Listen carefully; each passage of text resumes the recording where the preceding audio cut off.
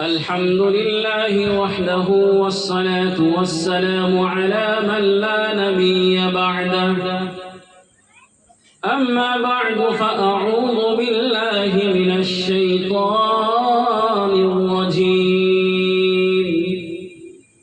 بسم الله الرحمن الرحيم وإذا سألك عبادي عني فإني قريب أجيب دعوة الداعي إذا دعان فليستجيبوا لي وليؤمنوا بي لعلهم يرشدون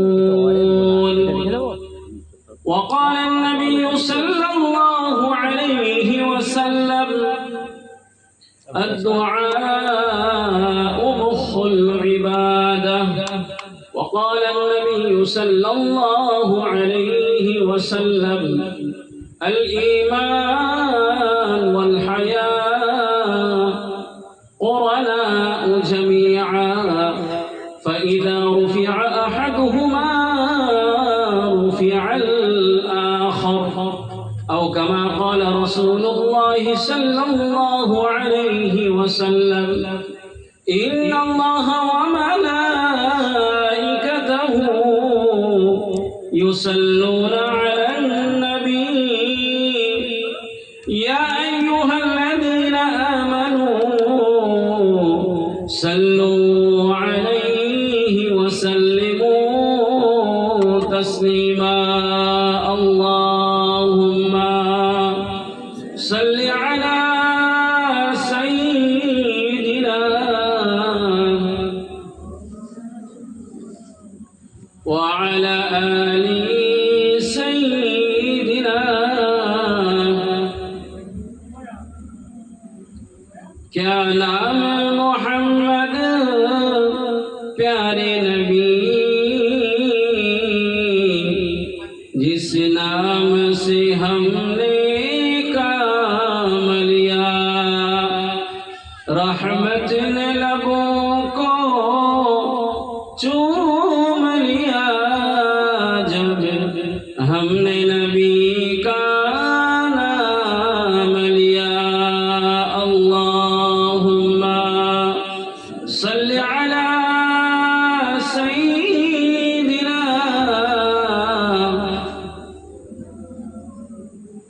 وعلى آل سيدنا بلغ العلا بكماله كشف الدجى بجماله حسنت جميع خصاله صلوا عليه وآله اللهم صل على سيدنا وعلى آل سيدنا صلى الله عليه وسلم تسليما كثيرا كثيرا সম্মানিত উপস্থিতি মুআজ্জাজ সামিঈন কিরাম और হাজিরিন महफिल পর্দার আড়ালে আমার মা ও বোনেরা যেই উদ্দেশ্য করে সাহিবে দাওয়াত ভাইজানেরা এই আয়োজন করেছেন দোয়া সবর লিসানির महफिल আমরা সকলে অবগত দিনের কোনো महफिल ছোট হোক বা বড় হোক আল্লাহ তাবারক ওয়া তাআলার নিকটে বহু গুণ তার খুব কদর और মনজিলত মর্তবা আছে তার মর্যাদা আছে শর্ত হচ্ছে আল্লাহর হুকুম অনুযায়ী রাসূলুল্লাহ সাল্লাল্লাহু আলাইহি ওয়াসাল্লামের তরিকা অনুযায়ী তো সকলে সেই আল্লাহর হুকুমে কোরআন ও হাদিসের সুন্নতে নববী কিছু শোনার জন্য কিছু জ্ঞান অর্জন করে জীবনের একটা হিদায়েতের আলো, তার মধ্যে যদি আমরা আলোকিত হয়ে জীবনটা যাপন করতে পারি, তাহলে দুনিয়াটাও আমাদের জন্য সৌভাগ্য হয়ে যাবে। আর পরকালে মহান আল্লাহ রাব্বুল আলামিন তার বিনিময়ে আমাদের সকলকে জান্নাতের মধ্যে প্রবেশ করাবেন। বলুন আমিন।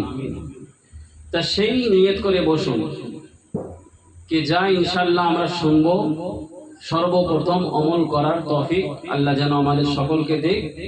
সেই নিয়ত করে সকলে আমরা বসবো। বলুন ইনশাআল্লাহ। বেশি রাত করব না।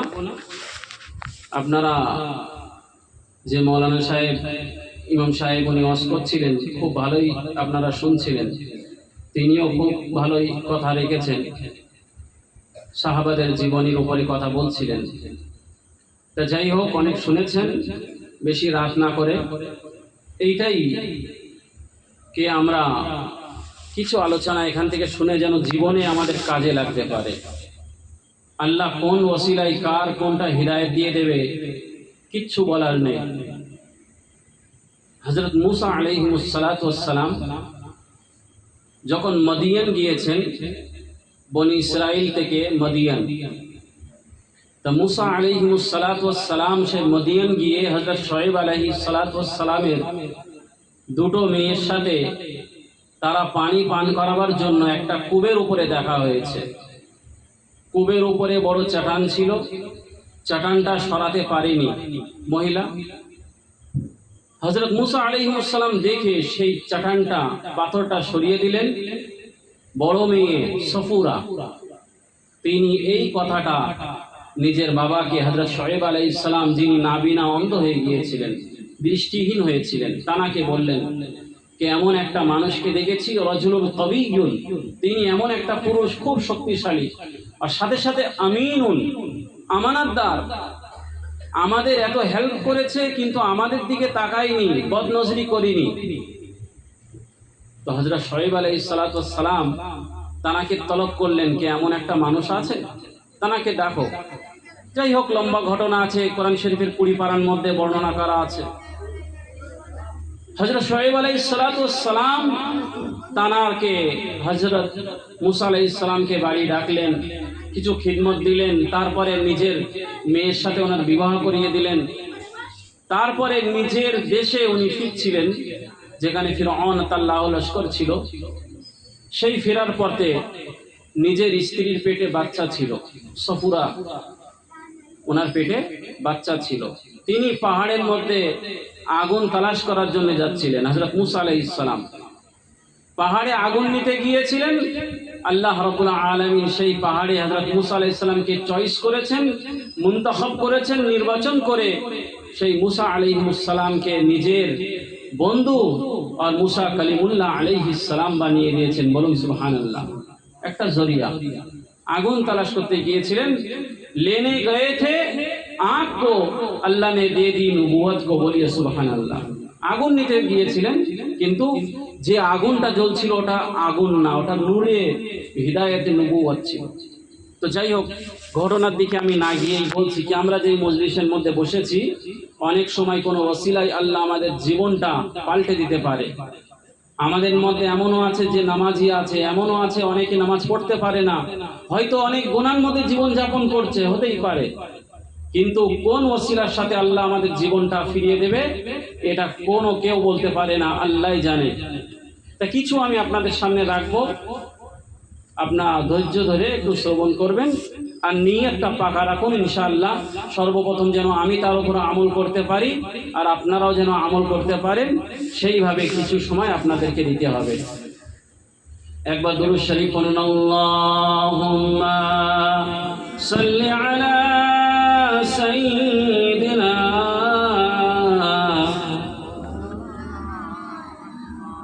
ওয়া আলা আলি সাইয়্যিদিনা।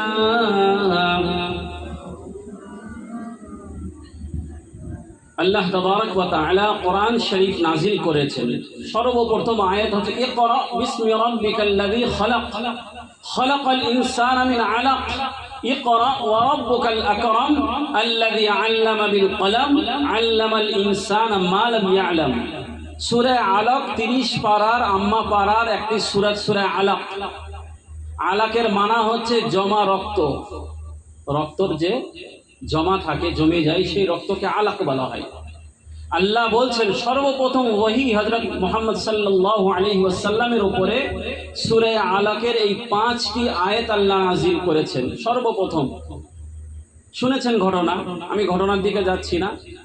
তারপরে সূরা মুজাম্মিল, তারপরে সূরা মুদ্দাসসির, একের পর এক সূরা আল্লাহ নাযিল করলেন। পুরো কোরআন শরীফের মধ্যে 114টি সূরা আছে পুরো কোরআন শরীফের মধ্যে, কিন্তু 114টি সূরাতের মধ্যে সবথেকে যে আল্লাহ মজমুআ বানিয়েছে, তার যে শ্রেষ্ঠ বানিয়েছে, তার ক্রিম বানিয়েছে, এই ক্রিমের মধ্যে একটি সূরা সূরাতুল ফাতিহা। বলিয়ে সুবহানাল্লাহ। সূরাতুল ফাতিহা এর তাফসীরের মধ্যে, হাদিসের মধ্যে অনেকগুলো নাম আছে। সূরাত উম্মুল কোরআন আছে, উম্মুল কিতাব আছে, সূরা শিফা আছে, সূরা ফাতিহা আছে, সূরা ফুরকান, বিভিন্ন রকম তার নাম উলামারা লিখেছেন, হাদিসেও আছে। ফাতাহা ইফতাহু ফাতহান থেকে কোরআন শুরু করা হচ্ছে এমন একটি রিওয়ায়াত, এমন একটা বাণীর থেকে, সেই বাণীর জন্য সেই সূরাতের নাম সূরাতুল ফাতিহা। তার মধ্যে 7টি আয়াত আছে।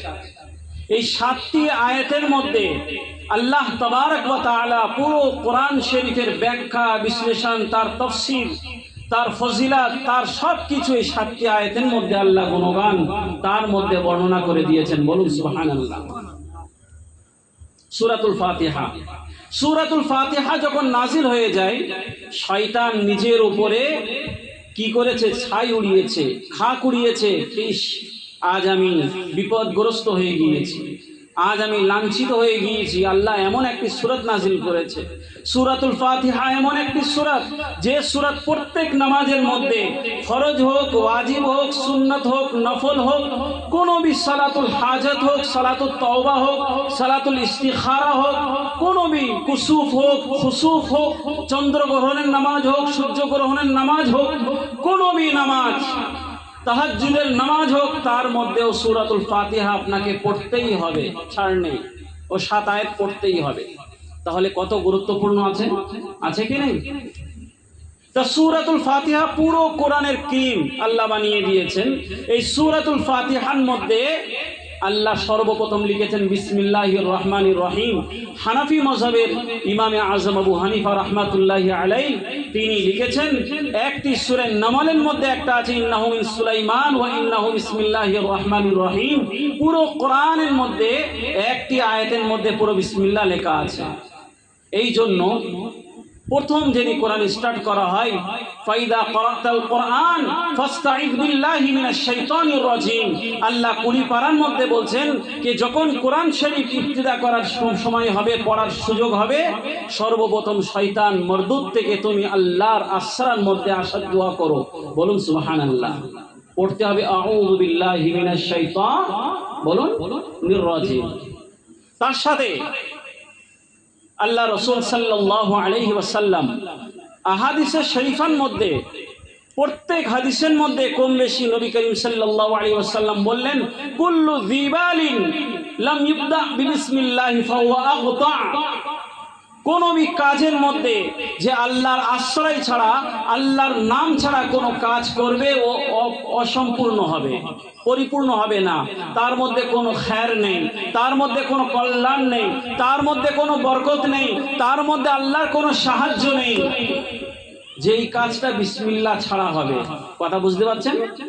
তাহলে প্রয়োজন আছে যে তাআউজ, আল্লাহর পানা চাওয়া শয়তান থেকে, আর বিসমিল্লাহ তাসমিয়া পড়া। তাআউজ তাসমিয়ার পরে কোরআন শরীফ যখন স্টার্ট করা হচ্ছে, সর্বপ্রথম আয়াত আউযু বিল্লাহি মিনাশ শাইতানির রাজিম বিসমিল্লাহির রহমানির রহিম আলহামদুলিল্লাহি রাব্বিল আলামিন আর রহমানির রহিম মালিকি ইয়াউমিদ্দিন আল্লাহ তাবারক ওয়া তাআলা কোরআন শরীফের মধ্যে সর্বপ্রথম সূরাতুল ফাতিহা, অনেকগুলো নাম আছে, এই সূরাতের মধ্যে আল্লাহ 3টি আয়াত সর্বপ্রথম নাযিল করেছেন। সর্বপ্রথম আল্লাহর প্রশংসার জন্য, দুনিয়া যদি কেউ বানিয়ে থাকে তার প্রশংসা হবে, কোন ফ্যাক্টরিকে যদি বানিয়ে থাকে তার প্রশংসা হবে। ওলামারা লিখেছেন এই আয়াতের মধ্যে প্রশংসা আল্লাহর জন্য হচ্ছে, আল্লাহর জন্য প্রশংসাটা করা ওয়াজিব আর সবথেকে বড় ফরজে আইন। আল্লাহর প্রশংসা করতে হবে, আল্লাহর গুণ গাতে হবে, আল্লাহর গুণাবলী করতে হবে।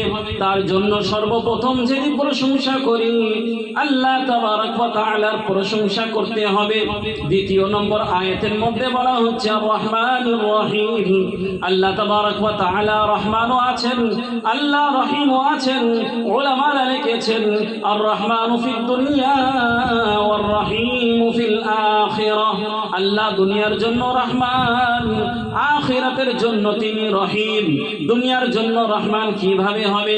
আল্লাহ তাবারক ওয়া তাআলা একটা মুসলমানকেও রিজিক দিচ্ছেন, আল্লাহ তার থেকে বেশি একটা কাফিরকেও রিজিক দিচ্ছেন।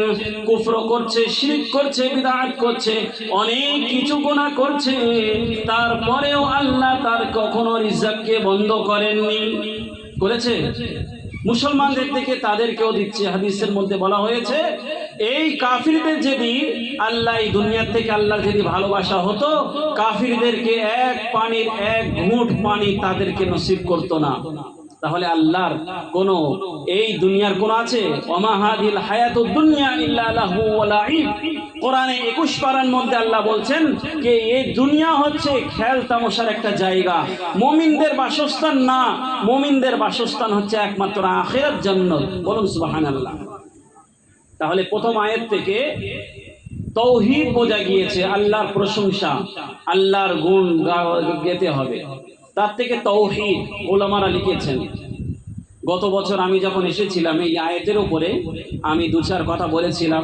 কিছু আল্লাহর একটা হিকমত ছিল, সেই হিকমত আমি বর্ণনা করেছিলাম। মুসা আলাইহিস সালামের কোরআনে 16 পারার মধ্যে সূরা তাহার মধ্যে ঘটনা ছিল, সেটাও বর্ণনা করেছিলাম। তারপরে একটা কাঁকড়া বিছের ঘটনাও আমি শুনিয়েছিলাম না তাফসীর ইবনে কাসির থেকে এই আয়াতের উপরে। কিন্তু আমি এই আয়াতের তাফসীর আমি করব না, আসল আমার আলাদা আছে। কিন্তু এই আয়াত থেকে বুঝতে হবে প্রথম আয়াতের মধ্যে আল্লাহ তাওহীদকে বর্ণনা করেছেন। তাওহীদ বলা হয় ওয়াহদাহু লা শারীকা লা, সেই প্রভু রব্বুল আলামিন এক, তার সাথে কোনো শরীক, কোনো পার্টনারশিপ নেই। এক সাইডে যদি ঈমান হয় তার অপোজিটের মধ্যে কুফর থাকবে। এক সাইড যদি তাওহীদ হয় আর এক সাইডের দিকে তার শিরক থাকবে। এক সাইড যদি মুসলমান হয়, যেমন কুফর থাকে, ঈমান থাকবে, ঈমানের সামনে অপোজিটে কুফর থাকবে। ঈমানওয়ালাদেরকে মুসলমান বলা হয় আর কুফরওয়ালাদেরকে বেঈমান বলা হয়, গैर মুসলমান। তা তাওহীদ যখন আছে, তাওহীদের অপোজিটে কি আছে বলুন? কি আছে? শিরক। কি আছে?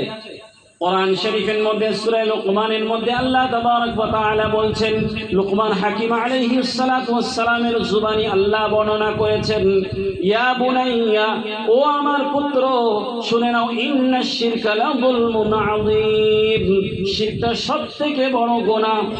আল্লাহর জাতের সাথে কাউকে শরীক করা যাবে না।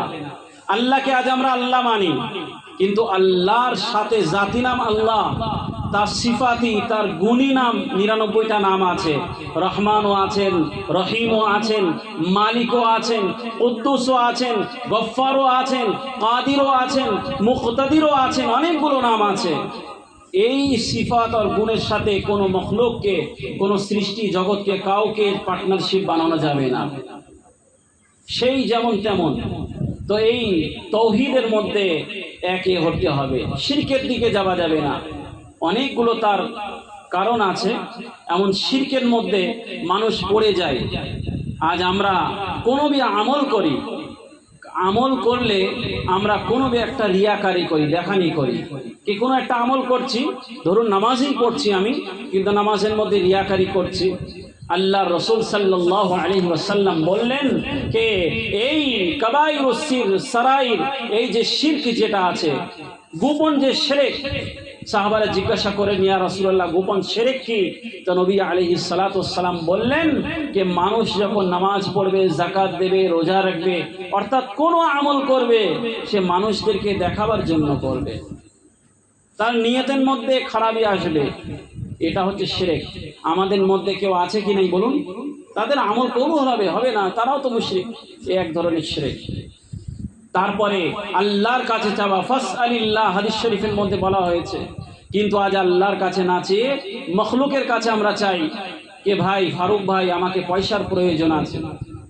সর্বপ্রথম আল্লাহ রাসূল সাল্লাল্লাহু আলাইহি ওয়াসাল্লাম বললেন যদি তোমার প্রয়োজন হয় ফাসআলিল্লাহ, ফাইদা সাআলতা ফাসআলিল্লাহ, যদি প্রয়োজন হয় চাওয়ার আল্লাহর কাছে চাও। অর্থাৎ জুতো পরা যে ফিতা যদি ছিঁড়ে যায় সেটাও আল্লাহর কাছে চাও, এই আল্লাহ রাসূল সাল্লাল্লাহু আলাইহি ওয়াসাল্লাম বললেন। আল্লাহ কোনো জরিয়া বানিয়ে দেবে? তা আমার যেটা বক্তব্য, তাওহীদ খাটিয়ে রাখতে হবে, শিরকের দিকে যাওয়া যাবে না। দ্বিতীয় নম্বর, আর রহমানির রহিম থেকে নবী করিম সাল্লাল্লাহু আলাইহি ওয়াসাল্লাম দুনিয়ার মধ্যে আল্লাহ পাঠিয়েছেন, প্রেরণ করেছেন, এটা হচ্ছে অনেক বড় একটা আল্লাহর নিয়ামত। বলুন সুবহানাল্লাহ। কেন? লাকাদ মান্নাল্লাহু আলাল মুমিনিনা ইয বা'আসা ফীহিম রাসূলাম মিনহুম ইয়াতলু আলাইহিম আয়াতিহি ওয়া ইউযাক্কিহিম ওয়া ইউআল্লিমুহুমুল কিতাবা ওয়াল হিকমা।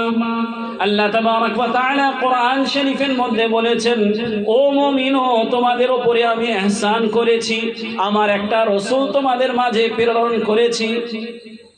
আল্লাহ ইহসান করেছে, তো এই রহমান হয়ে তিনি তো আমাদের ইহসান করেছেন। আর যদি তিনি আমাদের উপর ইহসান করে রহমত না করতেন, এত বড় নবী, নবীদের নবী, রসুলের রসুল, খাতিমুন নবিয়্যিন, শাফিউল মুযনিবিন, রাহমাতুল লিল আলামিন জনাবে মুহাম্মদ আরবি সাল্লাল্লাহু আলাইহি ওয়াসাল্লাম আমাদের নবী হতেন? হযরত মুসা আলাইহিস সালামের উম্মতে যদি আজ আমরা হতাম, হযরত ঈসা আলাইহিস সালামের উম্মতে যদি আজ আমরা হতাম, হযরত শুআয়ব আলাইহিস সালামের উম্মতে যদি আমরা হতাম, সর্বপ্রথম আল্লাহ মর্যাদা দিয়েছে যদি কোনো উম্মতি সর্বপ্রথম জান্নাতে যাবে এই হচ্ছে নবী করিম সাল্লাল্লাহু আলাইহি ওয়াসাল্লামের উম্মত। একবার বলুন সুবহানাল্লাহ। আর রহমানির রহিম থেকে রাসূলের রিসালাত বর্ণনা করা হয়েছে। এক সাইডে আল্লাহর তাওহীদ গুণগান গাতে হবে, আল্লাহকে স্মরণ করতে হবে, আল্লাহর জন্য নামাজ পড়তে হবে, শিরক থেকে দূর থাকতে হবে, হালাল উপার্জন করতে হবে, হারাম থেকে বাঁচতে হবে, হায়া লজ্জিত হতে হবে, আমল করতে হবে। আর একদিকে রসুলের সিরত সুরত নিয়ে বর্ণনা করে রসুলের আদেশ অনুযায়ী জীবন যাপন করতে হবে। তৃতীয় নম্বর আয়াত হচ্ছে মালিক ইয়াউমিদ্দিন, হিসাবের দিবসের মালিক यानी আল্লাহ তাবারক ওয়া তাআলা, यानी আখিরাতকে বর্ণনা করা হয়েছে।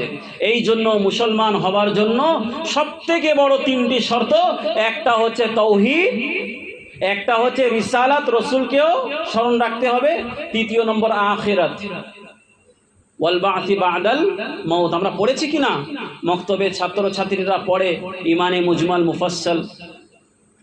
তো এই তিনটে খুব গুরুত্বপূর্ণ আছে। আমি এর তফসিরের দিকে আমি যাচ্ছি না, আমি অন্য একটা কথা, অন্য একটা সাবজেক্টের উপরে আপনার কথা বলবো, কিন্তু এগুলো না বুঝলে সেটা সেইভাবে বোঝা যাবে না। চতুর্থ নম্বর আয়াত আছে ইয়্যাকা না'বুদু ওয়া ইয়্যাকা নাস্তাঈন।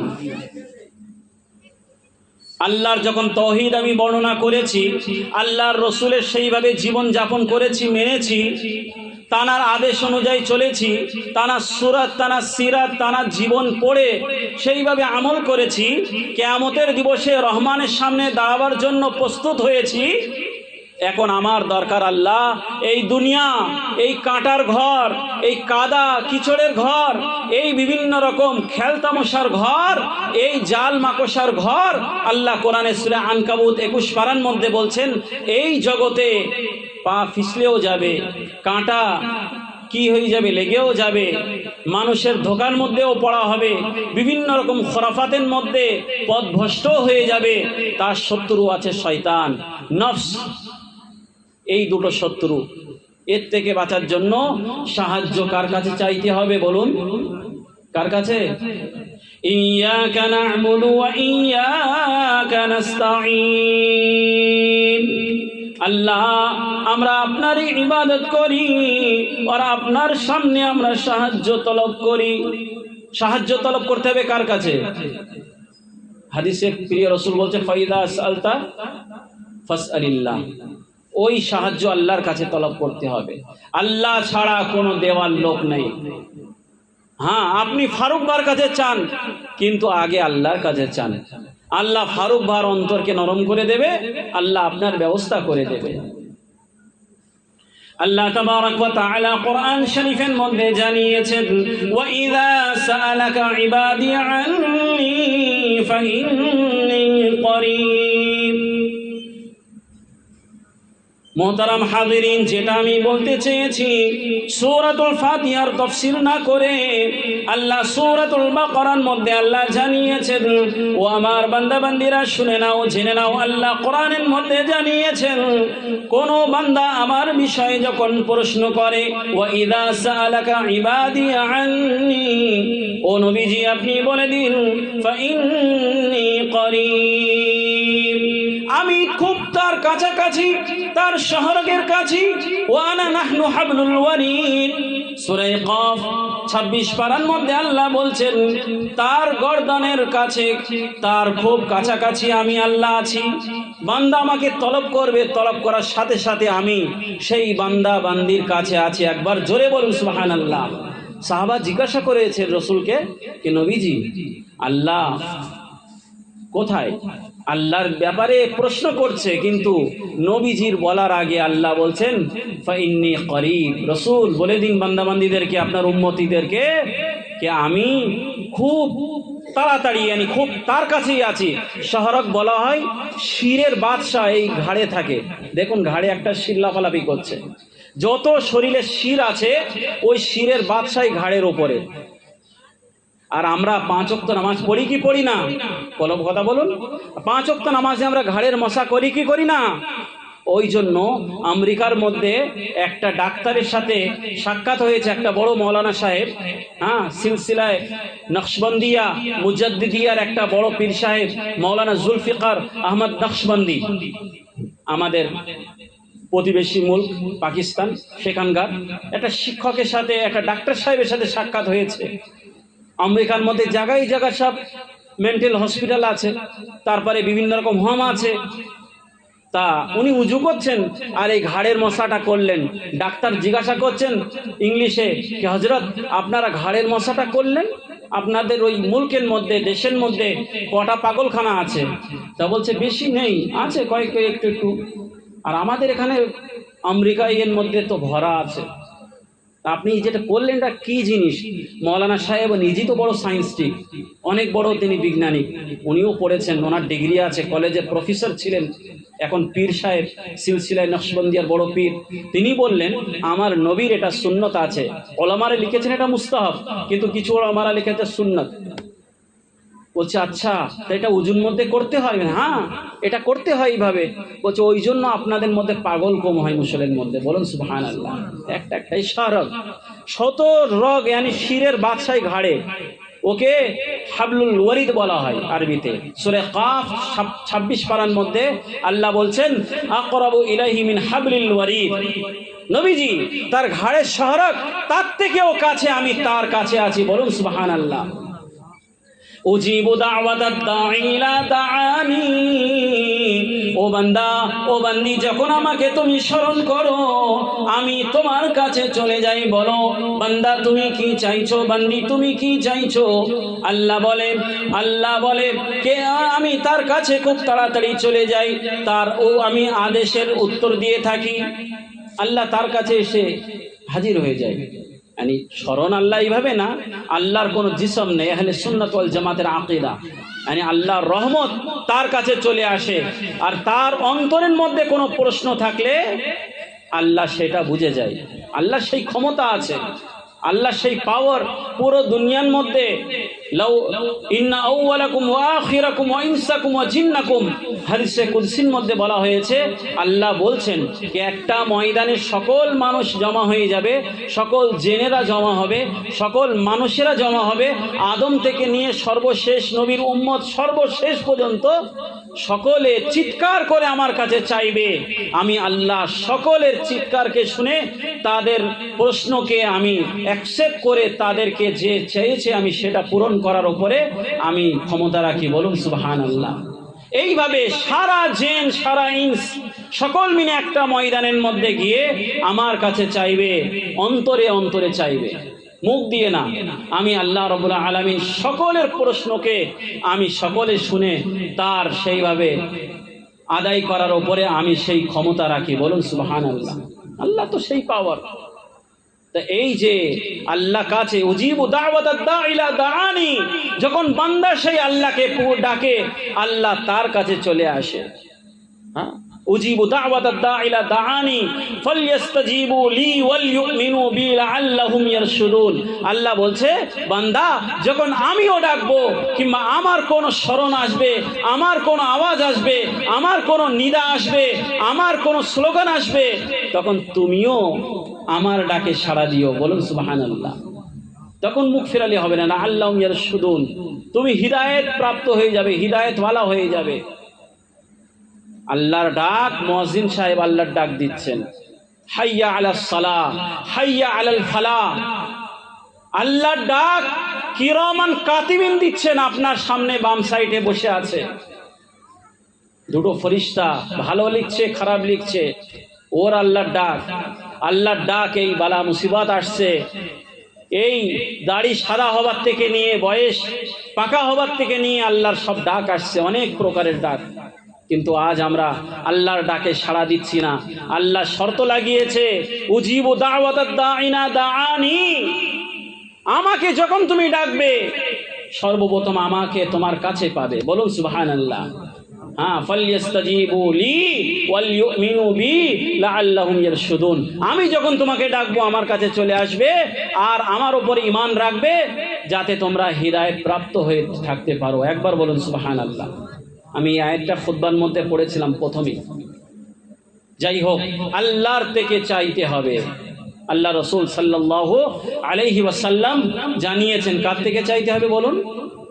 আমি হাদিসটা পড়েছিলাম, আদ-দুআউ মুখুল ইবাদা, আদ-দুআউ মুখুল ইবাদা। দোয়া করা, চাওয়া, এটা হচ্ছে ইবাদতের ক্রিম, ইবাদতের মগজ, হেড। যে সব থেকে বড় জিনিস, ইবাদতের যে আসল জিনিস, ওটা হচ্ছে দোয়া করা। নামাজ পড়েছেন, রোজা রেখেছেন, তওবা করেছেন, যাই কিছু করেছেন, কবুল হবে হবে না কোনো গ্যারান্টি নেই। আল্লাহর কাছে নত হয়ে একটা অশ্রু আপনি ঝরিয়েছেন চোখ দিয়ে, হাতটা তুলেছেন, হাত তোলার পরে আল্লাহর কাছে কেঁদেছেন 2 মিনিট, 5 মিনিট, 10 মিনিট, 20 মিনিট, আল্লাহ আপনার ইবাদতগুলোকে কবুল করবে। আল্লাহ আপনার অন্তরের কথাটাও কেউ স্মরণ রেখে আপনার সওয়াল, আপনার যে চাওয়াকে আল্লাহ পূরণ করিবে। বলুন সুবহানাল্লাহ। তা আজ আমাদের কার কাছে চাইতে হবে ভাই বলুন? মনে থাকবে তো? আল্লাহর কাছে।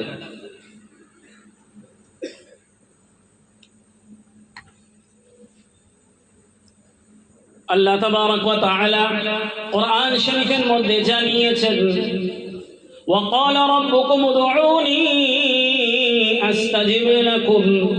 ও বান্দা বান্দিরা শুনে নাও, জেনে নাও, বুঝে নাও। কোরআন শরীফের মধ্যে আল্লাহ তাবারাক ওয়া তাআলা স্পষ্ট ভাবে জজর তাওবিখ করে দিয়েছেন, অনেক বড় ডাঁট দিয়েছেন, অনেক বড় ধমক দিয়েছেন, ধমকি দিয়েছেন। আল্লাহ কোরআন শরীফের মধ্যে জানিয়েছেন, ওয়া ক্বালা রাব্বুকুম উদউনি আস্তাজিব লাকুম। প্রভু রব্বুল আলামিন কাছে চাও, আল্লাহ তাবারাক ওয়া তাআলা তোমারকে সওয়ালকে পূরণ করে দেবে, আতা করে দেবে। আর যদি না চাও, তার ইবাদত থেকে গুরেজ করে থাকো, তার ইবাদত থেকে দূর হয়ে থাকো, তার ইবাদত থেকে আপত্তি করে থাকো, বরং যদি না চেয়ে থাকো, আল্লাহ তাবারাক ওয়া তাআলা হুমকি দিয়ে বলছেন, দীর্ঘ অনেক বড় জাহান্নামের ইন্ধন তাকে বানিয়ে দেওয়া হবে, কাঠ কয়লা করে জাহান্নামের মধ্যে তাকে জ্বলিয়ে দেওয়া হবে। قال ربكم ادعوني استجب لكم ان الذين يستكبرون عن عبادتي سيدخلون جهنم داخرين। শরীফের মধ্যে আল্লাহ তাবারক ওয়া তাআলা হুমকি দিয়ে ধমক দিয়ে বললেন, যারা যেই বান্দা বান্দি আমার কাছে চেয়ে থাকে আমি রব্বুল আলামিন কখনো রাগান্বিত হইনি, কিন্তু যারা আমার কাছে না চেয়ে থাকে, আমার কাছে তলব না করে থাকে, আমার কাছে প্রশ্ন না করে থাকে, আমার কাছে নত হয়ে অশ্রু না ঝরিয়ে থাকে, আমি রব্বুল আলামিন তার থেকে রাগান্বিত হয়ে যাই।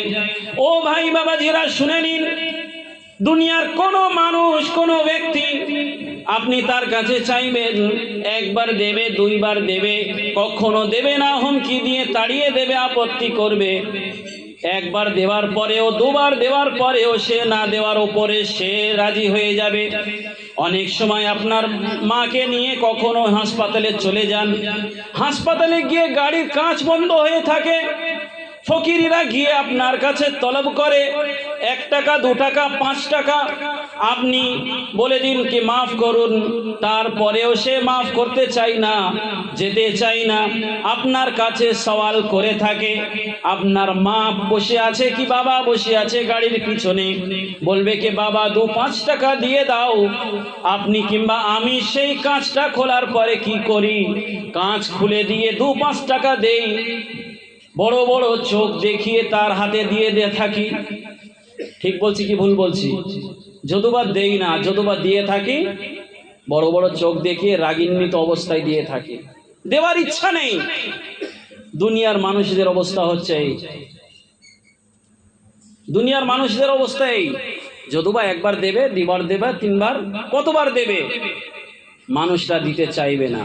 কিন্তু আল্লাহর উল্টো, আম্মান ইউজিবুল মুযতাররা ইযা দাআ, 20 পারার মধ্যে প্রথম পৃষ্ঠার মধ্যে আল্লাহ জানিয়েছেন, কোন রোগগ্রস্ত মানুষ, কোন কষ্টবোধ মানুষ, কোন কষ্টবোধ মানুষ যদি আল্লাহর কাছে 2টি হাত উত্তোলন করে আল্লাহর কাছে কেঁদে থাকে, আল্লাহর কাছে দোয়া করে থাকে, আল্লাহ আপনি ছাড়া আমার দেওয়ার কোনো কেউ নাই, আপনি ছাড়া আমার রোগকে আমাকে শিফা দেওয়ার কেউ নাই, আপনি ছাড়া আমাকে শিফা দেনেওয়ালা কেউ নাই, যদি এইভাবে করে থাকে, দুনিয়ার মানুষেরা বলুন আল্লাহ আপনাকে প্রশ্ন করছে 20 পারার মধ্যে, ও দুনিয়ার মানুষেরা বলুন এই দোয়াকে কে শুনে, কে শ্রবণ করে, তার কে আল্লাহ সওয়ালকে পূরণ করে?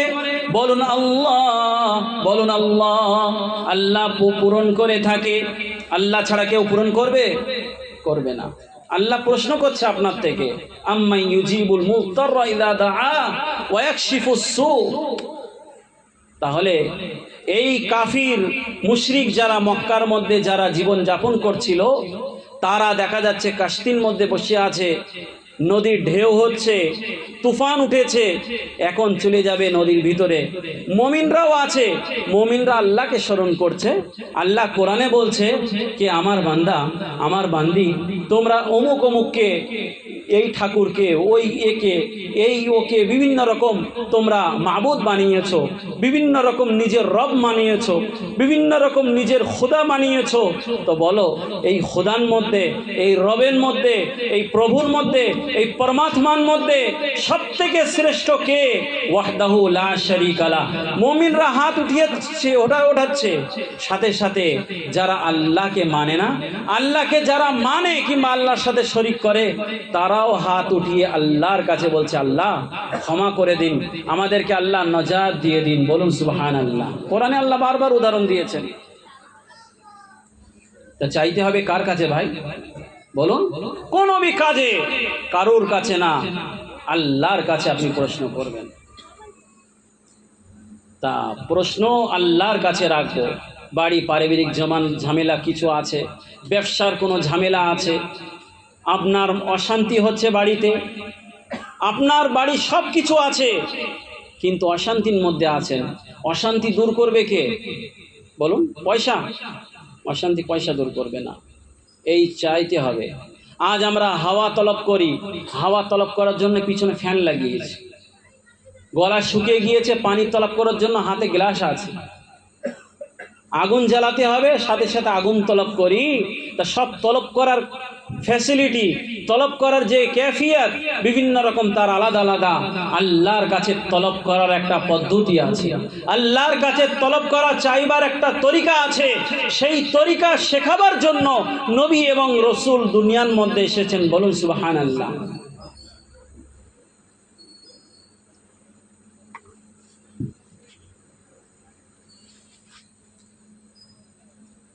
আল্লাহ তাবারক ওয়া তাআলা কোরআন শরীফের মধ্যে মানুষদেরকে অনেক কিছু সচেতন করে দিয়েছেন। সেই আয়াতগুলো এখন ধরলে অনেক সময় হয়ে যাবে। আমি আয়াতগুলো না ধরে কিছু কিছু কথা আপনাদের সামনে আমি রাখি। যে দোয়া এমন একটা হাতিয়ার, এ হচ্ছে আর দোয়া ও সিলাহুল মুমিন। হাদিস শরীফের মধ্যে বলা হয়েছে দোয়া হচ্ছে মুমিনদের হাতিয়ার। মুমিনদের কি হাতিয়ার? দোয়া। যেমন কোনো একটা কেউ ওয়ার করছে, তা আপনি কিছু দিয়ে সাপোর্ট করেন, তা শয়তান থেকে বাঁচার জন্য এই দোয়া। অনেক মানুষ বলে থাকে এ হুজুর আপনারা, মৌলানা সাহেব, মুফতি সাহেব, আপনারা দোয়া করুন, আমরা গুনাহগার, আমরা নামাজ পড়ি নে, রোজা করি নে। বলাটা ভুল হবে কি সঠিক হবে বলুন? শয়তানকে যখন আল্লাহ সময় দিয়েছে, তো শয়তানকেও আল্লাহ তাআলা মহলত দিয়ে সময় দিয়েছে, আর তারও দোয়া আল্লাহ কবুল করেছে কি আল্লাহ তোর বান্দাকে নিচের থেকে, উপর থেকে, ডান সাইড থেকে, বাম সাইড থেকে আমি পথভ্রষ্ট করব। বলেছিল কি বলনি? তার আল্লাহ সময় দিয়েছে কিয়ামত পর্যন্ত, তারও দোয়া আল্লাহ কবুল করেছে। একটা শয়তানের যখন দোয়া মরদুদের কবুল করতে থাকে, কোনো মুমিন, কোনো মুমিনা এমন নেই, সে যতই গুনাহগার হয়ে থাকুক না কেন, যে যতই বড় পাপী হয়ে থাকুক না কেন, আল্লাহর কাছে দুটো হাত তুলে যখন কাঁদবে, আল্লাহ তার অন্তরের দোয়াকে কবুল করে তাকে নাজাতার একটা জরিয়া বানিয়ে দেবে। তা আমাদের সকলকে আল্লাহর কাছে চাইতে হবে, আমাদের সকলকে সেই আল্লাহর সামনে আমাদের সওয়ালকে, জীবনে প্রশ্নগুলো রাখতে হবে।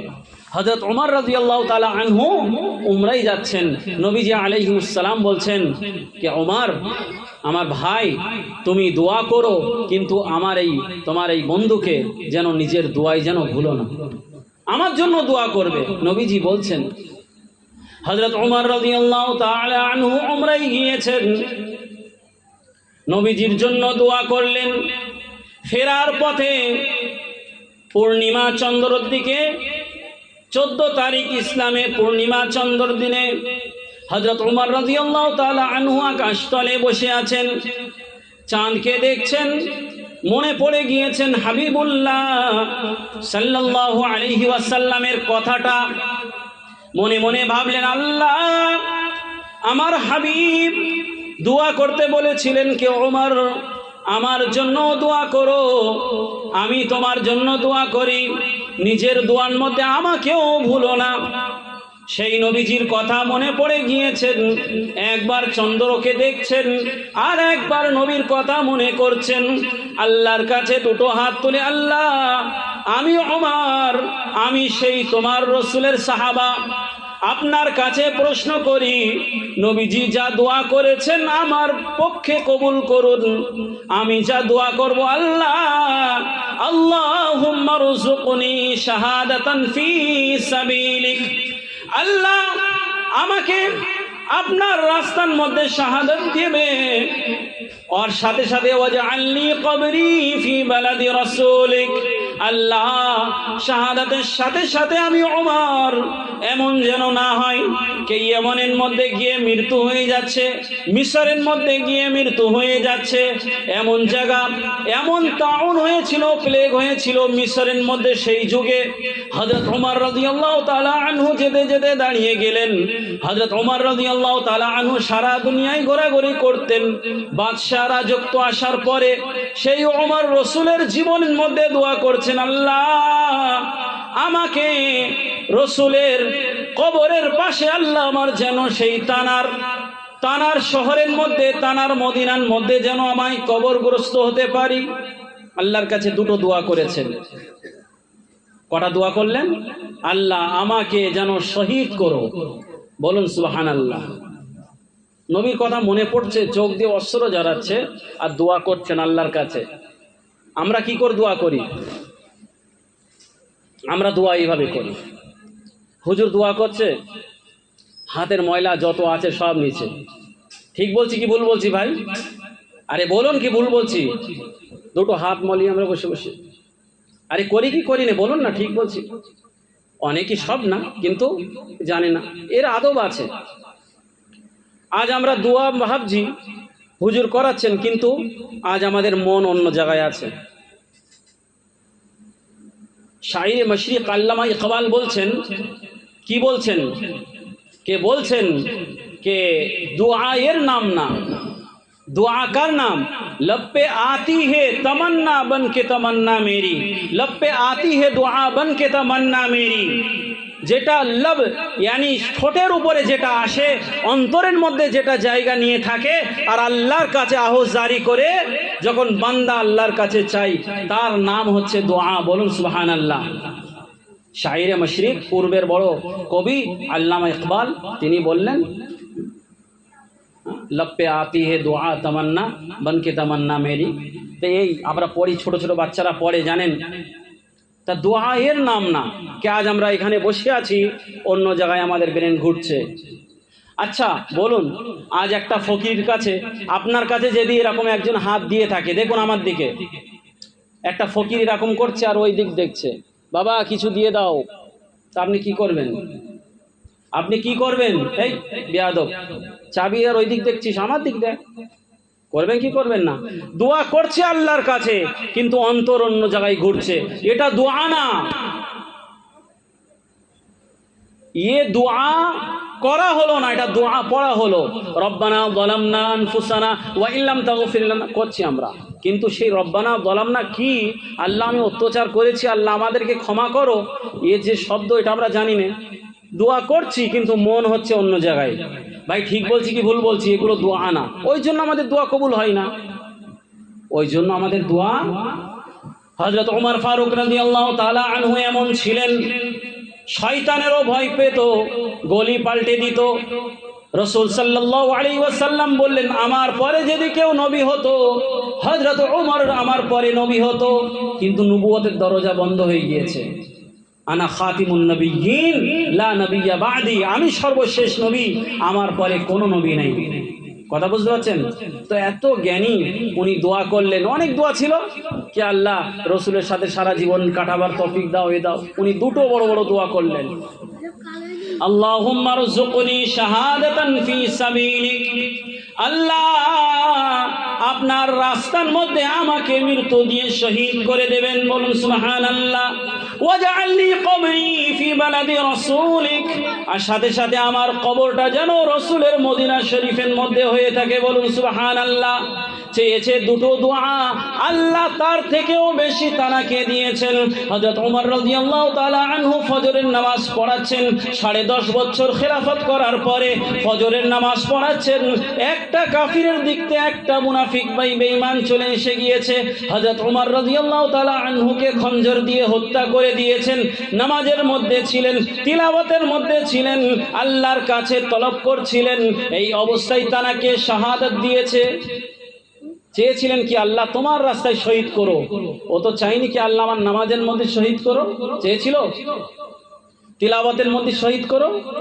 यानी যারা নামাজ তিলাওয়াতের এই ধরনের মৃত্যু হয়, তাদের কোনো হিসাব কিতাব আর হয়? বলুন, হয় না। হযরত ওমর চেয়েছিলেন কি? শুধু শাহাদ।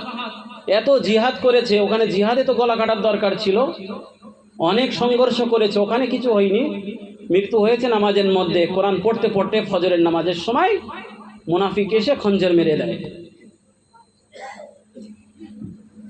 এখন জান্নাতুল বাকি মদিনা মধ্যে বড় কবরস্থান আছে, ওখানে লক্ষ লক্ষ সাহাবাদেরকে কবর আছে কি নেই? বলুন, ওখানে যদি দফন করে দিত কোনো অসুবিধা ছিল? সে তো রসুলেরই দেশ মদিনা। কিন্তু আল্লাহ তাবারক ওয়া তাআলা দেখুন হযরত ওমরের দোয়া আরো কবুল করে নিয়েছে। কি নিয়েছে? ওনাকে রসুলের পাশে, হযরত আবু বকরের পাশে, এক সাইডে আবু বকর, এক সাইডে ওমর, এক সাইডে নবীজি। বলুন সুবহানাল্লাহ। ইন্তেকালের সময় হযরত আব্দুল্লাহ, ওমরের ছেলে আব্দুল্লাহকে বললেন, আব্দুল্লাহ আমি আর বাঁচবো না, যে অবস্থা হয়েছে, খাদ্য নাড়ি দিয়ে পেট দিয়ে বাড়িয়ে চলে যাচ্ছে, অবস্থা খারাপ, বাঁচতে পারবো না। কিন্তু আমি ওমর, আমি কারোর কাছে জীবনে কিছু চাইনি, একটা জিনিস তলব করেছিলাম আল্লাহর কাছে, সেই জিনিসটা আল্লাহ আমাকে দিয়েছে। আমি ওমর, আমি একটা অনুমতি নিতে চাইছি আম্মা আয়েশা সিদ্দিকা রাদিয়াল্লাহু তাআলা আনহার কাছ থেকে। আম্মা আয়েশার কামরার মধ্যে রসুলের রওজা আছে, রসুলের পাশে তার শ্বশুর মশাই হযরত আবু বকর সিদ্দিক রাদিয়াল্লাহু তাআলা আনহুর কামরা আছে।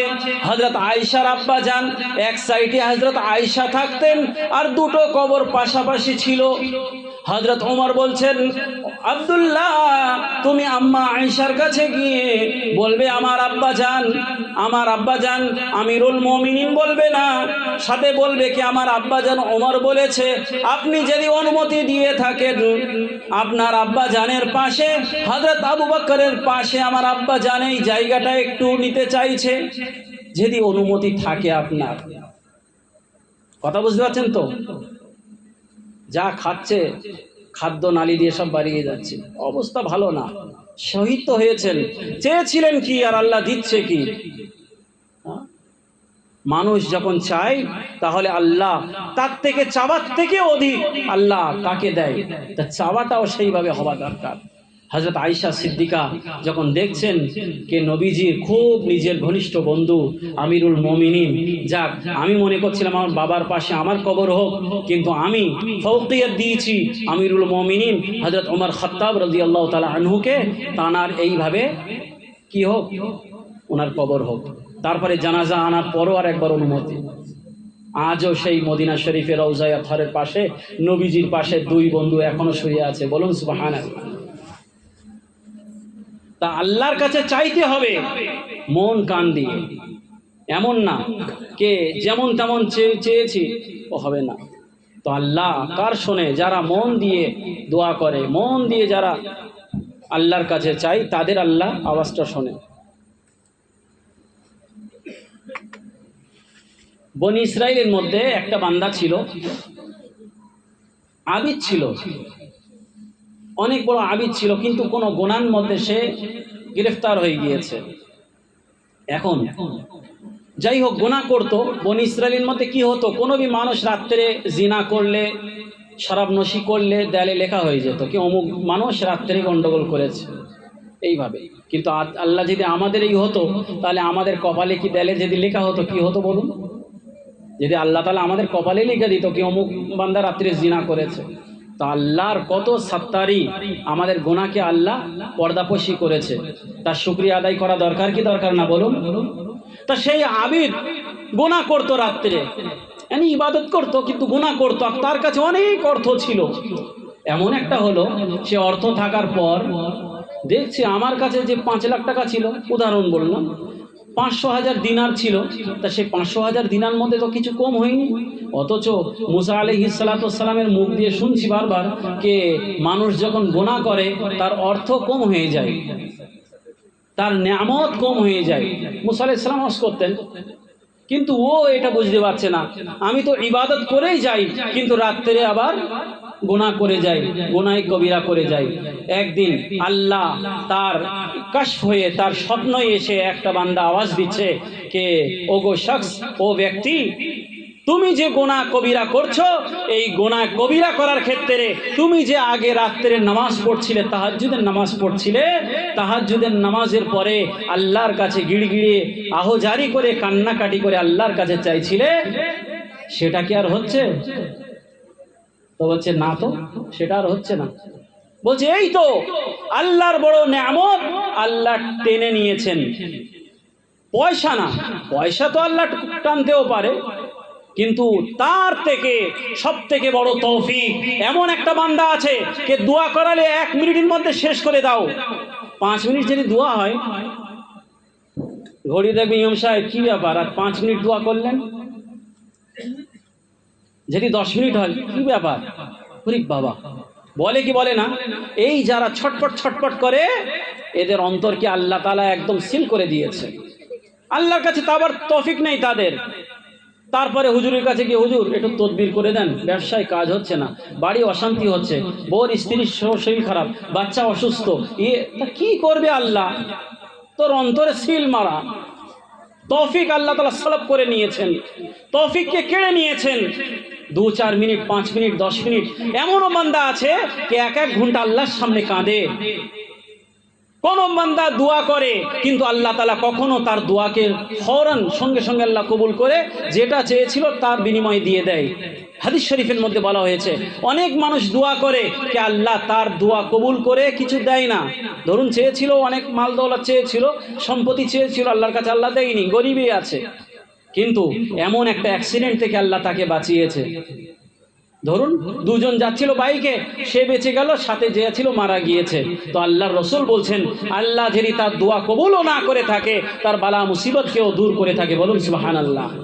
এমন একটা ব্যক্তি আছে 3 নম্বর, কে তার কোনো দোয়া দুনিয়ায় কবুল হয়নি, কোনো বালা মুসিবত আল্লাহ দূর করেনি, কিন্তু আখিরাতের মধ্যে গিয়ে যখন ডাকা হবে কে অমুক ফারুক, তার নাম বাড়িয়েছে, আব্দুল করিম তার নাম বার হচ্ছে কিয়ামতের রেজিস্টারের মধ্যে, কে তুমি দুনিয়ার মধ্যে অনেক দোয়া করেছিলে, 10 মিনিট কেঁদেছিলে, 8 ঘন্টা কেঁদেছিলে, আল্লাহর কাছে অমুক চেয়েছিলে, এটা বালা মুসিবত থেকেও তোমার ছুটকারা দেয়নি, তোমার বাড়ির সব এত সমস্যা, তারপরেও তুমি ধৈর্য ধরেছিলে, এখন আল্লাহ তোমার বিনিময়ে জান্নাতুল ফিরদৌসের মধ্যে ভিআইপি কোঠা তোমার রিজার্ভ করে রেখে দিয়েছে। বলুন সুবহানাল্লাহ।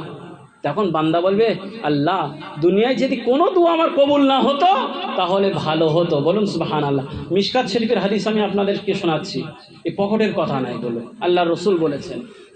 তা এই 3 ধরনের দোয়া, এমন না কে কিছু মানুষ দোয়া করে কিন্তু 20 বছর 25 বছর আমার দোয়া কবুল হচ্ছে না কেন? হতে পারে কোনো কারণ, আল্লাহ হিকমত বুঝে করছে না, আপনার দোয়া সেইভাবে হচ্ছে না। আম্মা ইউজিবুল মুত্তারা ইযা দাআ ওয়া ইয়াকশিফুস সু, আল্লাহ তো বললেন ওয়াকালা রাব্বুকুম উদউনি আস্তাজিব লাকুম, আমাকে আমার কাছে দোয়া করো, আমি আল্লাহ তোমার দোয়াকে কবুল করব, আল্লাহই তো বলছেন। কিন্তু দোয়া দোয়ার মতো হওয়া দরকার, দোয়া দোয়ার মতো হওয়া দরকার। আজ আমাদের দোয়া সেইভাবে নেই। হাজ্জাজ ইবনে ইউসুফ নাম শুনেছেন, বড় জালিম, বড় অত্যাচার বাদশা ছিল, মক্কার বাদশা হাজ্জাজ ইবনে ইউসুফ। সে বড় 2টি ভালো কাজ করে গিয়েছে। হযরত আব্দুল্লাহ বিন জুবাইর রাদিয়াল্লাহু তাআলা আনহু, হযরত আসমা রসুলের যে শালী ছিল, হযরত আয়েশা সিদ্দিকার বড় বোন, হযরত আবু বকরের মেয়ে আসমা রাদিয়াল্লাহু তাআলা আনহা, তানার স্বামী হযরত জুবাইর রাদিয়াল্লাহু তাআলা আনহু, তানার থেকে একটা সন্তান ছিল হযরত আব্দুল্লাহ। হযরত আব্দুল্লাহ বিন জুবাইর ইনি মক্কার কাবা শরীফের, আল্লাহর রসুলের মনের একটা কথা ছিল যে কাবা শরীফের একটাই দরজা করে রাখা হোক, 2টো দরজা করে রাখা হোক, 2টো দরজা করে রাখা হোক। তা যাই হোক, এটা হাজ্জাজ ইবনে ইউসুফ এসে ওইটা বন্ধ করে দিয়েছে। আর আব্দুল্লাহ বিন জুবাইরের সাথে খুব যুদ্ধ হলো, খুব কাটাকাটি হলো, মারামারি হলো, সে বড় হিস্টোরি আছে। তো যাই হোক, সেই কাবা শরীফের একটা জায়গা, একটা দরজা বন্ধ করে দিয়েছে, আর কাবা শরীফ ভেঙে হাফ করে দিয়ে কাবা শরীফের সামনে দেখেন গোল করে ঘেরা আছে একটা জায়গা, আছে কি নেই? ওকে বলা হয় হাতিম। কি বলা হয়? কোনো মানুষ যদি মনে করে ওখানে নামাজ পড়েছি, তাহলে সে কাবা শরীফের মধ্যে নামাজ পড়ার সওয়াব আছে। বলুন সুবহানাল্লাহ। এই হাজ্জাজ ইবনে ইউসুফ ওই জায়গাটা ভেঙে দিয়েছিল, ওই দরজাটাকে একটাই দরজা করে দিয়েছে। কাবা শরীফের এখন কটা দরজা? কথা বলুন। একটাই দরজা। ওই সময় 2টো ছিল আব্দুল্লাহ বিন জুবাইরের জামানায়। নবী চেয়েছিলেন 2টো হলে ভালো হয়, কিন্তু তারপরে এই বাদশা আসলো, আরে একটা করে দিল। আমাদের মতন ছোট মানুষ আমরা কি কাবা শরীফের মধ্যে গিয়ে নামাজ পড়তে পারবো? কথা বলুন, পারবো? আপনি পারবেন? কালকে চলে যান ভিসা নিয়ে, কাবা শরীফের মধ্যে নামাজ পড়ে আসেন, আপনার অনুমতি হবে? কথা বলছেন না কেন? হবে না। তা আমাদের মতন মানুষ আমরা কমসে কম কাবা শরীফের ওই জায়গা হাতিম, ওখানে গিয়েও যদি সময় পাই আমরা নামাজ পড়তে পারবো কি পারবো না?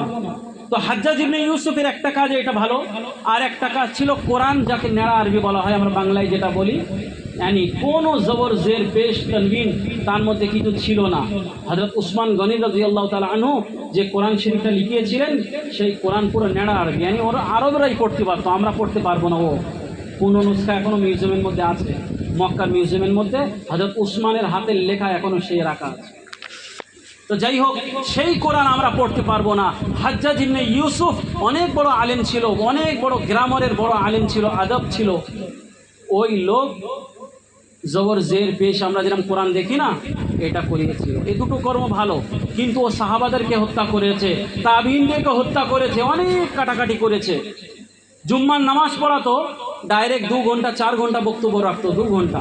যেদিকে উঠতো তাকে বিকালে লাশ। ইয়ে হাজ্জাজ ইবনে ইউসুফ। এখন হাজ্জাজ ইবনে ইউসুফ একবার তাওয়াফ করছে, তার তাওয়াফের মাঝখানে একটা বুড়োকে দেখে, দৃষ্টিহীন বুড়ো, সে অন্ধ, সে দোয়া করছে কে আল্লাহ আমার দৃষ্টিকা আল্লাহ দিয়ে দাও, আল্লাহ আমার দৃষ্টিকা দিয়ে দাও আমাদের। আর এরকম একটা ধাক্কা লেগেছে, তা কথা বলতে বলতে কে, আমরা করি না, তো অন্ধ জিজ্ঞাসা করলো, তা বলছে তুই দোয়া করছিস কি করছিস? আমি হাজ্জাজ ইবনে ইউসুফ, আমি তো তাওয়াফ করছিলাম। বলছে আমি তো একটা নাবিনা দৃষ্টিহীন মানুষ। বলছে আচ্ছা দৃষ্টিহীন, তাহলে এইভাবে দোয়া করছিস তুই? আমি তাওয়াফগুলো 1-2 করেছি, এখনো 5টা বাকি আছে, 7টা তাওয়াফ করে তোর আমি খেরিয়ত নিচ্ছি। যদি তোর চোখ ভালো না হয়, ভালো করে দোয়া কর, তোর যদি চোখ ভালো না হয় তোর হত্যা করে দেব, গলা উড়িয়ে দেব। কথা বুঝতে পারছেন তো? তার কিতাবের মধ্যে লেখা আছে, আরবি আদিবির কিতাবের মধ্যে। এখন হাজ্জাজ ইবনে ইউসুফ এটা বলে 5টা তাওয়াফ করার পরে সেই দৃষ্টিহীন সেই বুজুর্গ মানুষের কাছে এসে বলল, বল তোর দৃষ্টি ফিরে এসছে কিনা? আর ও তো বলছে আল্লাহ আগে তো চোখ থেকে আল্লাহ বঞ্চিত হয়েছিলাম আল্লাহ, এখন যা হচ্ছে হাজ্জাজ ইবনে ইউসুফ থেকে জিন্দাগির থেকে বঞ্চিত হতে হবে আল্লাহ। কথা বুঝতে পারছেন? আগে তো চোখ ছিল না, এক হিসাবে ভালোই ছিল, কিন্তু এখন যা হাজ্জাজের হাতে পড়ে গিয়েছি জীবনও চলে যাবে, আর বাঁচবে না যা দেখছি। আর ও ছিল এমন, আপনি কথা বলছেন হঠাৎ করে মেরে দিত, খুব জালিম বাদশা ছিল হাজ্জাজ ইবনে ইউসুফ। যাই হোক, এখন 5টা তাওয়াফ করার পরে আল্লাহ এমন দোয়া করেছে, আল্লাহ দোয়া কবুল করে নিয়ে তার চোখকে আল্লাহ তাআলা ভালো করে দিয়েছে। বলুন সুবহানাল্লাহ। আগে যে দোয়া করছিল আল্লাহ আমার দৃষ্টিকে ফিরিয়ে দাও, কে বলছে? কে? কথা বুঝতে পারছেন তো? আর এখন আহজারি করছে, কান্নাকাটি করছে, আল্লাহর কাছে কাঁদছে, আল্লাহর কাছে লাপালাপি করছে। আল্লাহ বলছে যখন কোনো আম্মা ইউজিবুল মুজতার ইযা দাআ, কোনো বান্দা কোনো বান্দি যখন আমার সামনে এইভাবে কান্নাকাটি করে, আমি তার দেখি এই কান্নাকাটিকে আমি আল্লাহ খুব পছন্দ করি। আজ দেই নে, 2 বছর দেই নে, 5 বছর দেই নে, 10 বছর দেই নে, 20 বছর দেই নে, কিন্তু এক সময় সেই বান্দা বান্দির আশাকে আমি পূরণ করে থাকি। বলুন সুবহানাল্লাহ। সেইভাবে যদি সেই কান্নাকাটি করে থাকে, আল্লামা ইকবাল এমনি বলিনি, লব্বে আতি হে দুআ বান কে তামান্না মেরি, অন্তরের মধ্যে যেটা আরজু হয়েছে, আশা হয়েছে, সেই তামান্না ঠোঁটের উপরে এসে সেটাই তো চাওয়া হয়।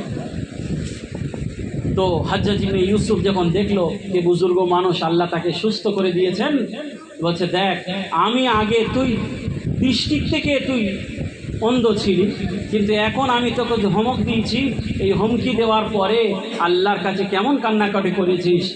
এইভাবে যদি দোয়া প্রত্যেক মানুষ করে তাহলে তার জীবনের কাজ আল্লাহ সহজ করে দেয়। বলুন সুবহানাল্লাহ।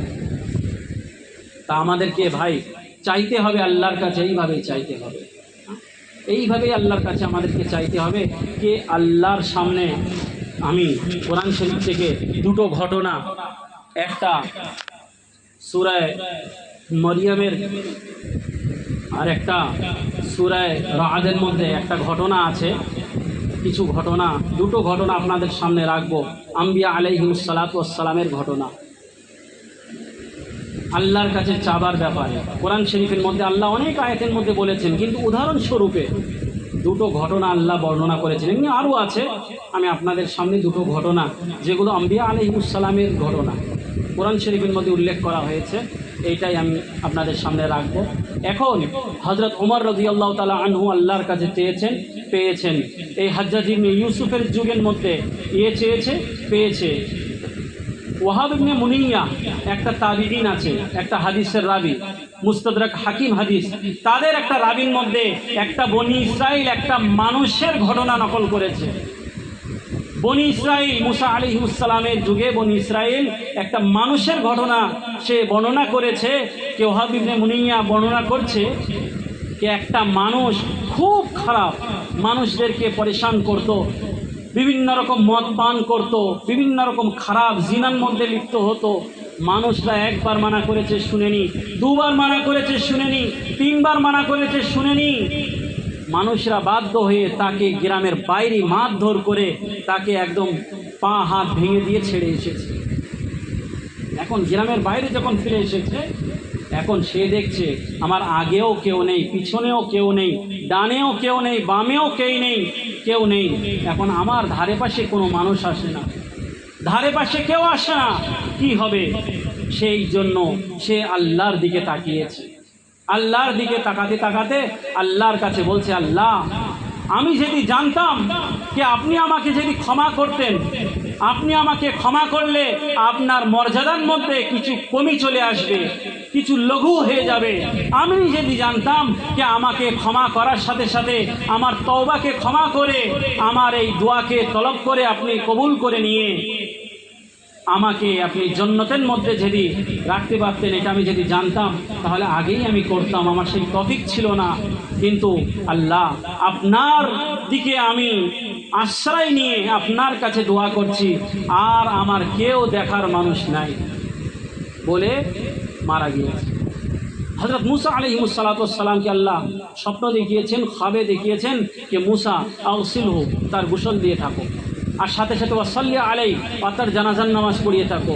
যখন কাফন দাফন হয়ে যায়, সকলে হবার পরে গ্রামবাসীরা দেখতে আসে কে মারা গিয়েছে। দেখে তা সেই মাতাল, সেই জিনাখোর, সেই মানুষ মারা গিয়েছে। তো হযরত মুসা আলাইহিস সালামকে বলছে, ইয়া মুসা হাদাল ফাসিক আল্লাযী আখরাজনাহু ফি বালাদিনা। মুসা, এই মানুষ যারা ফাসিক মানুষ, গুনাহগার মানুষ, যাকে আমরা মারধর করে নিজের শহর থেকে তাকে বিতাড়িত করেছিলাম, সেই মানুষ তো। মুসা আলাইহিস সালাম তিনিও একটা আশ্চর্য করলেন, তাই তো। তা আল্লাহ তাআলা বলছেন, এটা আমার বন্ধু, তাকে গোসল দাও, নামাজ পড়াও, কি ব্যাপার? তা আল্লাহ তাআলা মুসা আলাইহিস সালামকে বললেন যে মুসা, কোনো মানুষ কোনো জীবনের কোনো সময়ের মধ্যে সে যাই করুক, কিন্তু সে আল্লাহর কাছে থাকবে। তার জরিয়া ওসিলার জন্য আল্লাহ আমাদেরকে আমল করার কথা বললেন, 5 ওয়াক্ত নামাজ পড়ার কথা বললেন। কোনো আছে হঠাৎ করে একটা অ্যাক্সিডেন্ট হয়ে গিয়েছে, জায়গায় মারা গিয়েছে, সুযোগ হবে না, তওবা করার সুযোগ হবে? কথা বলুন, হবে না। তা কে জানে আমি কতদিন বাঁচবো? ওই জন্য ওই সুযোগগুলো না নিয়ে এইটাই মনে করতে হবে সর্বসময় আমার আল্লাহ আমাকে দেখছে, এই হিসাবে জীবন যাপন করতে হবে। সে সুযোগ যদি আল্লাহ দেয়, যা যা তৌফিক রেখেছে সে তো হবে। এখন সে মারা গিয়েছে, মারা যাওয়ার পর হযরত মুসা আলাইহিস সালাম মানুষদেরকে এই বর্ণনা করছেন যে অমুক মানুষ, সে নিজের ডান দিকে দেখেছে, বাম দিকে দেখেছে, আর আল্লাহর কাছে আহুজারি করে মৃত্যুর আগে তওবা তিল্লা করে আল্লাহর কাছে দোয়া করে আল্লাহর একটা ওসিলা বানিয়ে দিয়ে আল্লাহর কাছে কেঁদেছে। আল্লাহ তার ওসিলা করে সেই বান্দাকে ক্ষমা করে তাকেও জান্নাতে যাওয়ার একটা জরিয়া বানিয়ে দিয়েছে। বলুন সুবহানাল্লাহ। বেশি সময় না নিয়ে এইটাই বলি যে আল্লাহর কাছে আমাদেরকে চাইতে হবে, কিন্তু চাইতে হবে কি করে? অন্তরের সাথে। আজ আমরা কিছু হলে আমরা মনে করি কি অমুক কিছু মনে হয় করেছে, কে অমুক কেউ ক্ষতি করেছে, কে অমুক হয়েছে, ইয়ে হয়েছে, আমরা বিভিন্ন রকম মন্তব্য করি। না, এইটাই মনে করতে হবে আমার ভাগ্যে আল্লাহ এটাই রেখেছে, ধৈর্য ধরা, সবর করা, ইবাদত করা, লজ্জিত হবা, আহজারি করা, নত হবা। এই হিসাবে আমরা যদি সেইভাবে আল্লাহর কাছে চাই, আল্লাহ কখনো বঞ্চিত করবে না। হযরত ইব্রাহিম খলিলুল্লাহ আলাইহিস সালাম, তার পূর্বে হযরত জাকারিয়া আলাইহিস সালাম, তানার বয়স আল্লাহ 120 বছর হয়ে গিয়েছে, নিজের স্ত্রীর বয়স 98 বছর বয়স হয়েছে, এখনো কোনো সন্তান তাদেরকে নাই। এখন জাকারিয়া আলাইহিস সালাম মসজিদে ফিলিস্তিন বাইতুল মুকাদ্দাসের ইমাম সাহেব। এখন তানার স্ত্রীর বোন হান্না বিনতে ফাকুদা, হযরত মরিয়ম আলাইহিস সালামের আম্মা জান, তিনি একটা মন্নত মানলেন যে এনার আব্বাও তো ইমামতি করতেন, তারপর হযরত জাকারিয়া ইমামতি করতেন। তো যাই হোক, আল্লাহ যদি আমাকে একটা সন্তান দেন, তাহলে ফিলিস্তিন বাইতুল মুকাদ্দাস আল্লাহর ঘর, তার খাদেম হিসাবে আমি তাকে নজর করে দেব, দান করে দেব। এখন যখন সন্তান আল্লাহ দিয়েছেন অনেক বছর পরে, হান্না বিনতে ফাকুদা হযরত মরিয়মের আম্মা জানকে, তো যখন প্রসব করেছেন, তো তারপরে যখন দেখলেন ওনার আম্মা যান তার কোনো ছেলে নেই, ছেলের বিনিময়ে আল্লাহ মেয়ে দিয়েছে, হযরত মরিয়মকে দিয়েছে। এখন দেখছে, বলছে আল্লাহ এ তো মেয়ে, মানে আমি চেয়েছিলাম একটা ছেলে হোক, আর ছেলের পরে আমি খাদেম বানিয়ে দেব মসজিদ পরিষ্কার করার জন্য, অমুক কাজ করার জন্য, মসজিদের খাদেম হিসাবে, কিন্তু এ তো মেয়ে। মেয়ে হলে তার মাসের কিছু সমস্যা হতে পারে, ওই জন্য একটা আপত্তি উনি করলেন। যাই হোক, আল্লাহ তাবারক ওয়া তাআলা বললেন এই মেয়ে তোমার ওই যা ছেলে যা দেবে, ছেলের থেকে আল্লাহ উত্তম কাজ করিয়ে নেবে।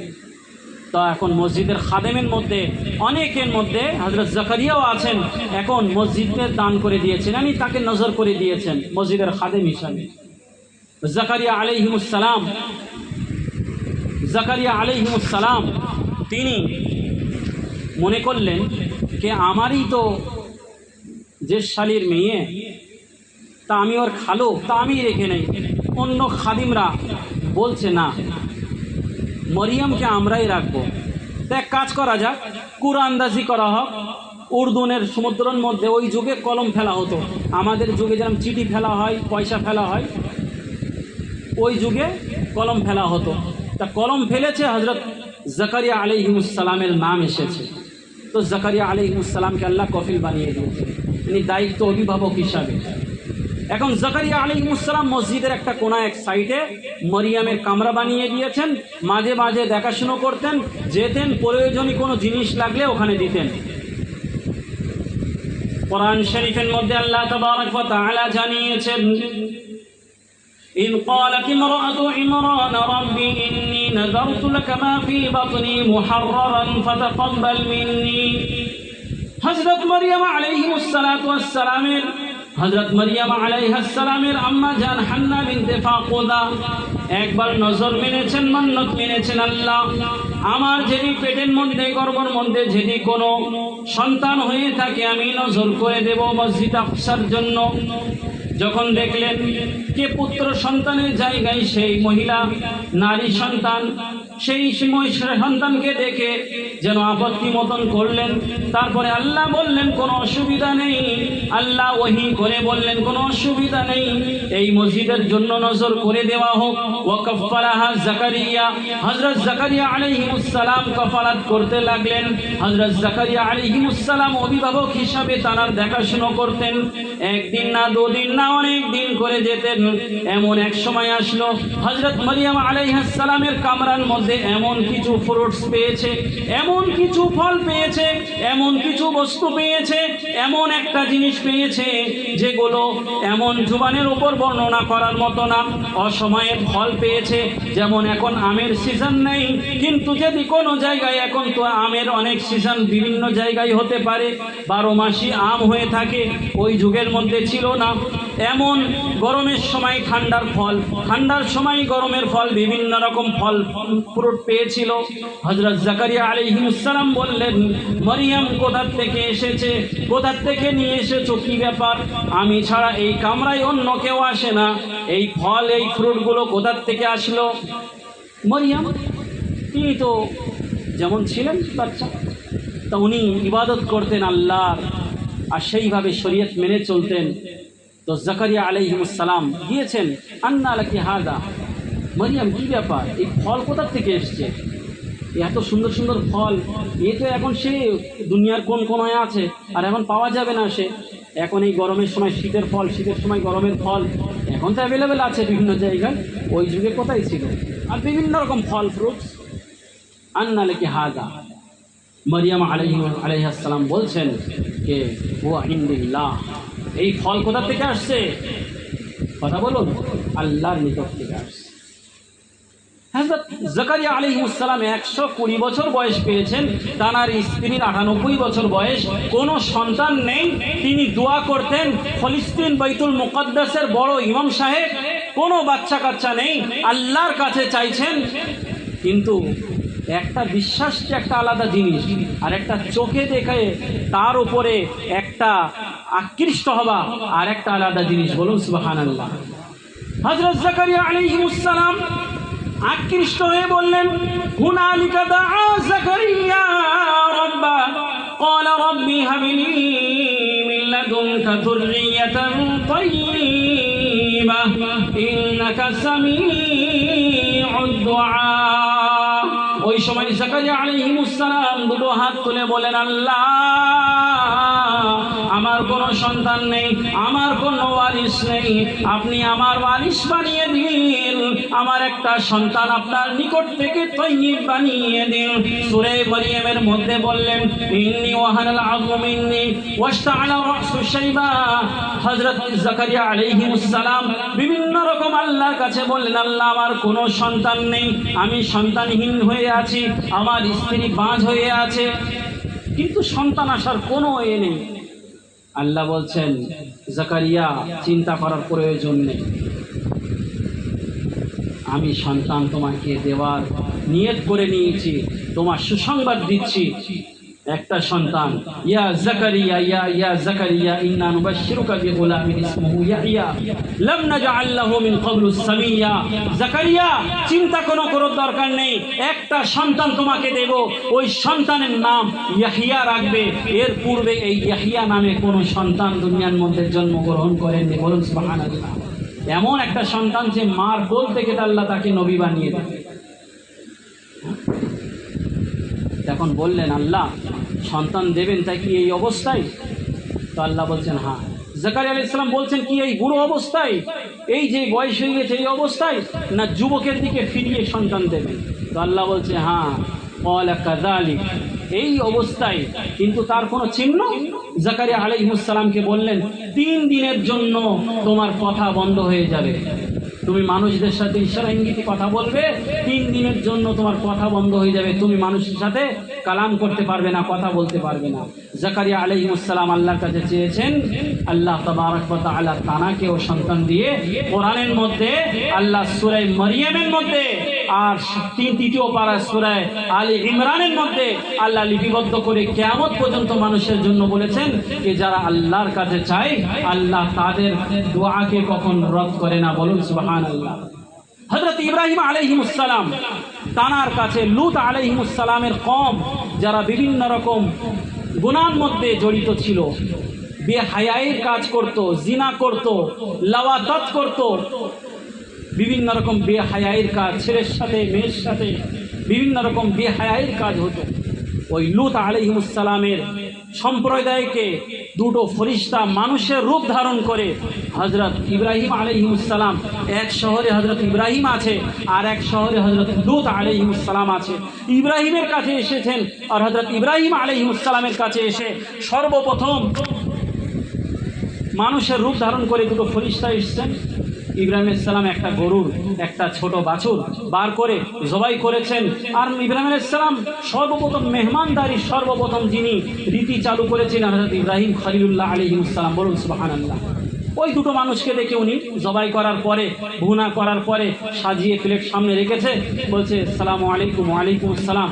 তো বলছে আমরা আল্লাহর রসুল, আমরা আল্লাহর ফেরেশতা, আমরা কোনো মানুষ নেই, ভয় করবেন না, আমরা আল্লাহর ফেরেশতা। তো বলছে কি ব্যাপার এখন? বলছে আমি লূতের কমের ওপরে যাচ্ছিলাম তাদেরকে শাস্তি দেওয়ার জন্য, তাদেরকে কম থেকে শাস্তি দিয়ে আল্লাহ আকাশ পর্যন্ত তাদের জমিনকে তুলেছে আর উল্টো করে দিয়েছে, এমন শাস্তি হয়েছিল। হযরত লূত আলাইহিস সালাম তানার কিছু মাননেওয়ালা সাহাবা, তাদেরকে আল্লাহ তাআলা বলেছিল সকাল সকাল চলে যাও, কেন এই সম্প্রদায়ের মানুষদের মধ্যে সকলকে শাস্তি দেব, শাস্তি দিতে এসেছিল। কিন্তু তার পূর্বে ইব্রাহিম, আল্লাহ আপনাকে একটা সুসংবাদ জানিয়েছেন, আপনার বড় স্ত্রী হযরত সারা, হাজিরার থেকে একটা পুত্র ছিল হযরত ইসমাঈল আলাইহিস সালাম, কিন্তু সারার কোনো বাচ্চা কাচ্চা ছিল না। বড় স্ত্রী বাচ্চা কাচ্চা না হওয়ার পরেই তো হাজিরার সাথে আল্লাহ সেটিং করে দিয়েছেন, বিয়ে হয়েছে, তার থেকে পুত্র হয়েছে। দুজনার কিছু হয়, সতীন থাকলে এককে মক্কায় রাখা হয়েছে, এককে শাম দেশে সিরিয়ায় রাখা হয়েছে। এখন সারার থেকে বলছেন যে ইব্রাহিম আলাইহিস সালাম আল্লাহ সুসংবাদ দিয়েছেন, আল্লাহ আপনাকে একটা সন্তান দেবে, ইসহাক, আল্লাহ আপনাকে একটা সন্তান দেবে। এখন সারা আলাইহিস সালাম পর্দার পিছনে ছিলেন, উনি দেখছেন শুনছেন, যখন ফেরেশতা আছে কোনো মানুষ নেই, উনি সামনে চলে আসলেন।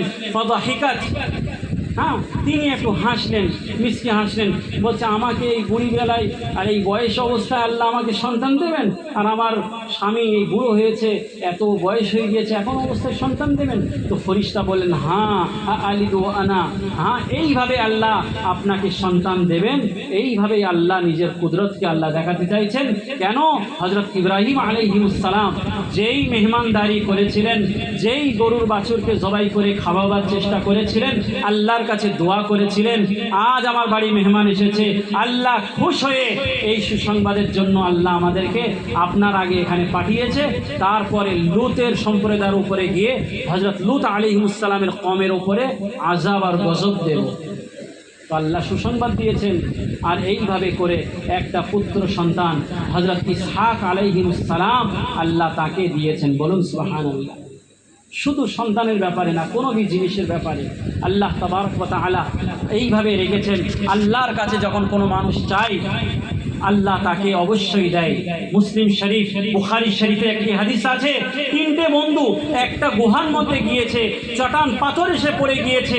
সেই বন্ধুরা বলছে আল্লাহর কাছে একটা দোয়া করি, এই চটান এসে গিয়েছে, আমাদের জীবনে যা কিছু নেক আমল করেছি আল্লাহর একটা ওসিলা দিয়ে এমন একটা দোয়া করি, সেই দোয়ার বিনিময়ে যদি আল্লাহ খুশ হয়ে আমাদের আমলকে কবুল করে যদি আমাদেরকে নজাত দেয়, সব থেকে বড় একটা ওসিলা, সব থেকে প্রথম একটা বান্দা, যে আল্লাহ আমার আব্বা আমার আম্মা অসুস্থ, তার জন্য, তাদেরকে খাদ্যর জন্য, তাদেরকে পানির জন্য, দুধের জন্য আমি জঙ্গলে নিজের ছাগলকে নিয়ে গিয়েছিলাম, সেখানে দেখতে ঘাসের জন্য অনেক দূর চলে গিয়েছিলাম, এসে দেখলাম রাত হয়ে গিয়েছে, সেই দুধ বার করেছি, মায়ের কাছে এনেছি, আমার ছোট ছোট কচিকাচা তারা চিৎকার করছে, স্ত্রী ক্ষুধার্ত অবস্থায় আছে, কিন্তু তাকে না দিয়ে আমার মাকে আমি পান করিয়েছি, আমার বাবাকে আমি পান করিয়েছি।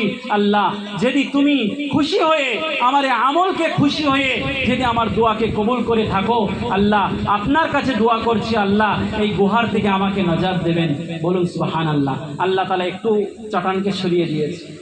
আর একটা বন্ধু সে দোয়া করছে, আল্লাহ আমার একটা চাচাতো বোন ছিল বনি ইসরায়েলের মধ্যে, সে আমার থেকে কিছু পয়সা ধার নেওয়ার জন্য এসেছিল, আমি শর্তের ওপরে এসে তার সাথে খারাপ কর্ম করার জন্য আমি তাকে বাধ্য করলাম, যখন তার সাথে আমি লিপ্ত হয়ে গিয়েছি, সে নিজের ড্রেসটা উঠিয়ে সে দড়িয়ে পড়লো, ইন্নী আখাফুল্লাহ, আমি আল্লাহকে ভয় করি, আমি লজ্জায় অবস্থায় আমিও উঠে পড়লাম, নিজের ড্রেসকে আমিও সেইভাবে পরে নেওয়ার পরে আমি তওবা করলাম, আল্লাহ আমার ওকে আমি ক্ষমা করে দিয়েছি, ওকে যা পয়সা দিয়েছিলাম আল্লাহ তোমার সন্তুষ্ট করার জন্য, যদি তুমি সন্তুষ্ট হও তাহলে আমাদের এই গুহার থেকে, এই বিভিন্ন রকম বালার থেকে আল্লাহ হেফাজত করো। আল্লাহ আরেকটু চাটানকে খুলে দিলেন। তারপরে তৃতীয় একটা বান্দা, আল্লাহ আমার কাছে একটা বান্দা এসেছিল, আমার কাছে একটা লেবার কাজ করত, সেই লেবারের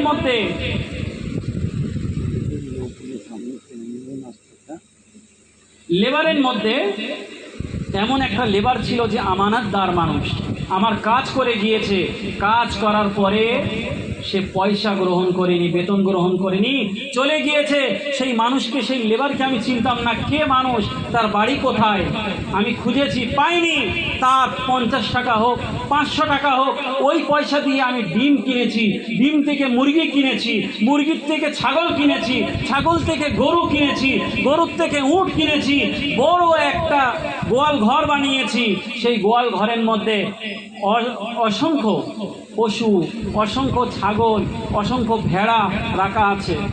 এখন সেই লেবার কয়েক দিন পরে আমার কাছে আসে, কয়েক বছর পরে আমার কাছে এসে বলে যে মালিক ভাই, আপনার সেই অমুক দিন আমি কাজ করেছিলাম, আপনার কাছে আমি কিছু পাওনা রেখেছি, আমার পয়সা আমি ভুলে গিয়েছিলাম, আপনি সেই পয়সাটা দিন। এখন সেই মালিক বলছে হা ওলা, এই সমস্ত তোমারই জন্য। সেই লেবার হাসতে ঠাট্টা করছে, বলছে লা তাস্তাহতি, বন্ধু আপনি আমার সাথে ঠাট্টা করবেন না, আমি গরিব মানুষ, আপনি আমাদেরকে ঠাট্টা করবেন না। তো বলছে আল্লাহ তুমি যেগুলো করেছিলে খোদার কসম, এই তোমারই প্রতিফল, তোমার ওই পয়সার থেকে আমি খেটেছি, আমি ছাগল কিনেছি, আমি গরু কিনেছি, আমি উট কিনেছি, আমি ভেড়া কিনেছি, আমি গোয়াল ঘর বানিয়ে দিয়েছি, তোমার আমানতটা আমার সাথে ছিল, এই আমানতের বিনিময়ে এই সব যা কিছু দেখছো সব তোমার, তুমি নিয়ে যাও। এই করেছিল কার জন্য ভাই বলো? আল্লাহর জন্য।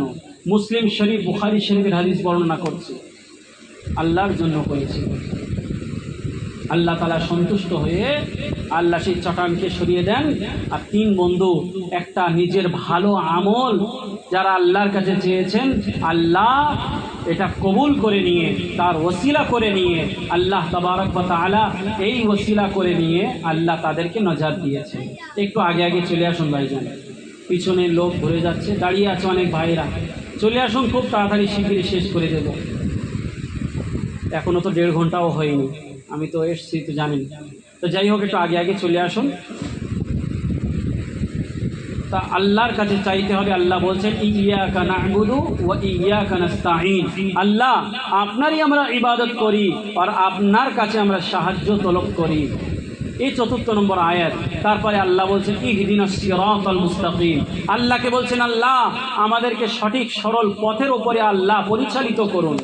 সিরাতাল্লাযিনা আন'আমতা আলাইহিম, এমন পথে পরিচালিত করুন যেই পথের উপরে আল্লাহ আপনি পুরস্কৃত করেছেন, যাদের উপরে 5 পারা সূরা নিসার মধ্যে বলা হয়েছে মিনান নবিয়্যিন, পুরস্কৃত করা ব্যক্তি নবী, ওয়াস সিদ্দিকিন, সত্যবাদী, ওয়াকুনু মা'আস সাদিকিন, সত্যবাদী যারা আল্লাহ তাদেরকে পুরস্কৃত করেছেন। পুরস্কৃত করেছেন কি? তাদের বিনিময়ে আল্লাহ জান্নাতের ওয়াদা করেছেন। বলুন সুবহানাল্লাহ। 3 নম্বর ওয়ান নবী মিনান নবিয়্যিন ওয়াস সিদ্দিকিন ওয়াস শুহাদা ওয়াস সালিহিন, শহীদগণ আর সালিহিন আল্লাহ ওয়ালা আহলে সুন্নাত ওয়াল জামাতের আমরা সিলসিলা চিশতিয়ার বড় আলেমদেরকে আমরা ফলো করি, দাদা হুজুরকে, বসিরহাট হুজুরকে ফলো করি। এনারা সিলসিলা চিশতিয়া, নকশবন্দিয়া, সাহরওয়ার্দিয়া, কাদরিয়া, মুজাদ্দিদিয়া এই সিলসিলা মাননেওয়ালা অনেক মানুষ এমন আছে যারা বিভিন্ন রকম এইগুলো যারা আউলিয়া কিরামদেরকেও সেভাবে মানে না। তো আল্লাহ ওয়ালা কারা? যারা আল্লাহ নিজের বন্ধু করেছে, যারা আল্লাহর কাছে চেয়েছে, আল্লাহর কাছে সেইভাবে চাইতে হবে ভাই। আল্লাহর কাছে যেটা আমরা চাই, আম্মা আয়েশা সিদ্দিকা রাদিয়াল্লাহু তাআলা আনহা হাদিসে বলছেন কে আদ-দুআউ ইয়ানফাউ বিমা লাম ইয়ানজাল, কে দোয়া ফায়দা দেয়, উপকার দেয়, যাদের উপরে কোনো বালা নাজিল হয়েছে তাদেরকেও দোয়া ফায়দা দেয়, আল্লাহ সেই বালাকে দূর করে দেয়। বলুন সুবহানাল্লাহ। আর তাদেরকেও ফায়দা দেয় যাদের উপরে এখন বালা আসেনি, আসবে। বালা তো আসে কোথা থেকে? কথা বলুন, আসমান থেকে, জমিন থেকে। যখন এই বালা আসছে, আপনার আমার দোয়া যদি আল্লাহ রসুল বলছেন বালা মুসিবত যদি কদরকে, তকদিরকে যদি পরিপূর্ণ পাল্টাতে পারে একমাত্র দোয়া। দোয়ায়ে খৈর তকদিরে শর কো বদল দেতি है। ভালো দোয়া করা দরকার। তা হযরত আম্মা আয়েশা বলছেন যেই বালা এখনো আসেনি, আপনার দোয়া তার সাথে গিয়ে সংঘর্ষ করবে, সে আর দুনিয়ার মধ্যে, জমিনের মধ্যে আসতে দেবে না। এই জন্য আমাদেরকে সব সময় শুধু 1-2-4 মিনিট না, দোয়া করার দরকার। আর দোয়ার মধ্যে সবথেকে শ্রেষ্ঠ দোয়া সূরাতুল ফাতিহা, ওটা অর্থাৎ হচ্ছে নামাজ। বলুন সুবহানাল্লাহ। নামাজ পড়তে হবে, এই সবথেকে বড় দোয়া। তারপরে মুনাজাত করতে হবে। আর তারপরে নবী করিম সাল্লাল্লাহু আলাইহি ওয়াসাল্লাম যেই কথাগুলো আপনাকে বলেছেন, খাবার দোয়া কি, সবার দোয়া কি, নবীজি যেগুলো পড়েছেন আমরা যদি পড়ি তাহলে গ্যারান্টির সাথে আল্লাহ তাবারক ওয়া তাআলা দোয়া কবুল করবেন। বলুন সুবহানাল্লাহ। তো একটা হয় দোয়া পড়া, ধরুন এই আমি ঘুমাচ্ছি, আল্লাহুম্মা বিসমিকা আমুতু ওয়া আহইয়া, এই দোয়া আছে, নবীজি পড়তেন, আমরা পড়েছি। এখন কি স্মরণের সাথে পড়েছি, এটা মুখ বড়বড় করে বলে দিল। আর একটা হয় মনের, আল্লাহ আমি খুব কষ্টই আছি, আল্লাহ আমার দোয়াকে আল্লাহ কবুল। এই কষ্ট মনের। একটা দোয়া পড়া আর একটা দোয়া চাহওয়া, দুটো আলাদা আলাদা আছে। তা নবীজির যে দোয়াগুলো আছে এইগুলো মুখস্থ থাকা দরকার। মসজিদে প্রবেশ করার কি দোয়া, অনেক সময় আমাদের মা বোন যারা আছেন আমাদের সন্তানদেরকে বিভিন্ন রকম অভিশাপ করে, তুই বাসের তলায় যেতে পারিস না, তোর মরণ হতে পারে না, পারে কি পারে না। তাই অভিশাপত করা, মা বাপের দোয়া কবুল হয় যেমন, এইভাবে অভিশাপতও খুব দ্রুতভাবে আল্লাহ কবুল করে নেন। আমাদের একটা বন্ধু ছিল গুজরাটে, যেই দিনে সে মুফতি পাশ করে বিয়ে হতে গেল, সেই দিনে বাড়ি যেতে যেতে সে বাসের তলায় গেল। তার মা কাঁদছে, বলছে আমি ছোটবেলায় খুব বদমাইশ ছিল, সবসময় বলতাম তুই বাসের তলায় যেতে পারিস না, বাড়ি যেতে যেতে সেই তাই হলো। কদিন পর তার বিয়ে ছিল, তো তার মা খুব কাঁদছে, বলছে আমি বলেছিলাম, এইভাবেই বলতাম একটা কথাই। তো ওই জন্য আমার মা বোনরাও শুনছেন, কখনও নিজের সন্তানকে অভিশাপ করবেন না। হ্যাঁ, কাবা শরীফের ইমাম হজরত আব্দুর রহমান সুদেশের আম্মা যান, ওনাকে কি দিতেন, আল্লাহ তাআলা তোকে কাবা শরীফের ইমাম বানা। আব্দুর রহমান সুরেশ যিনি কাবা শরীফের ইমাম, 30 বছর থেকে ইমামতি করছেন, 25-30 বছর থেকে।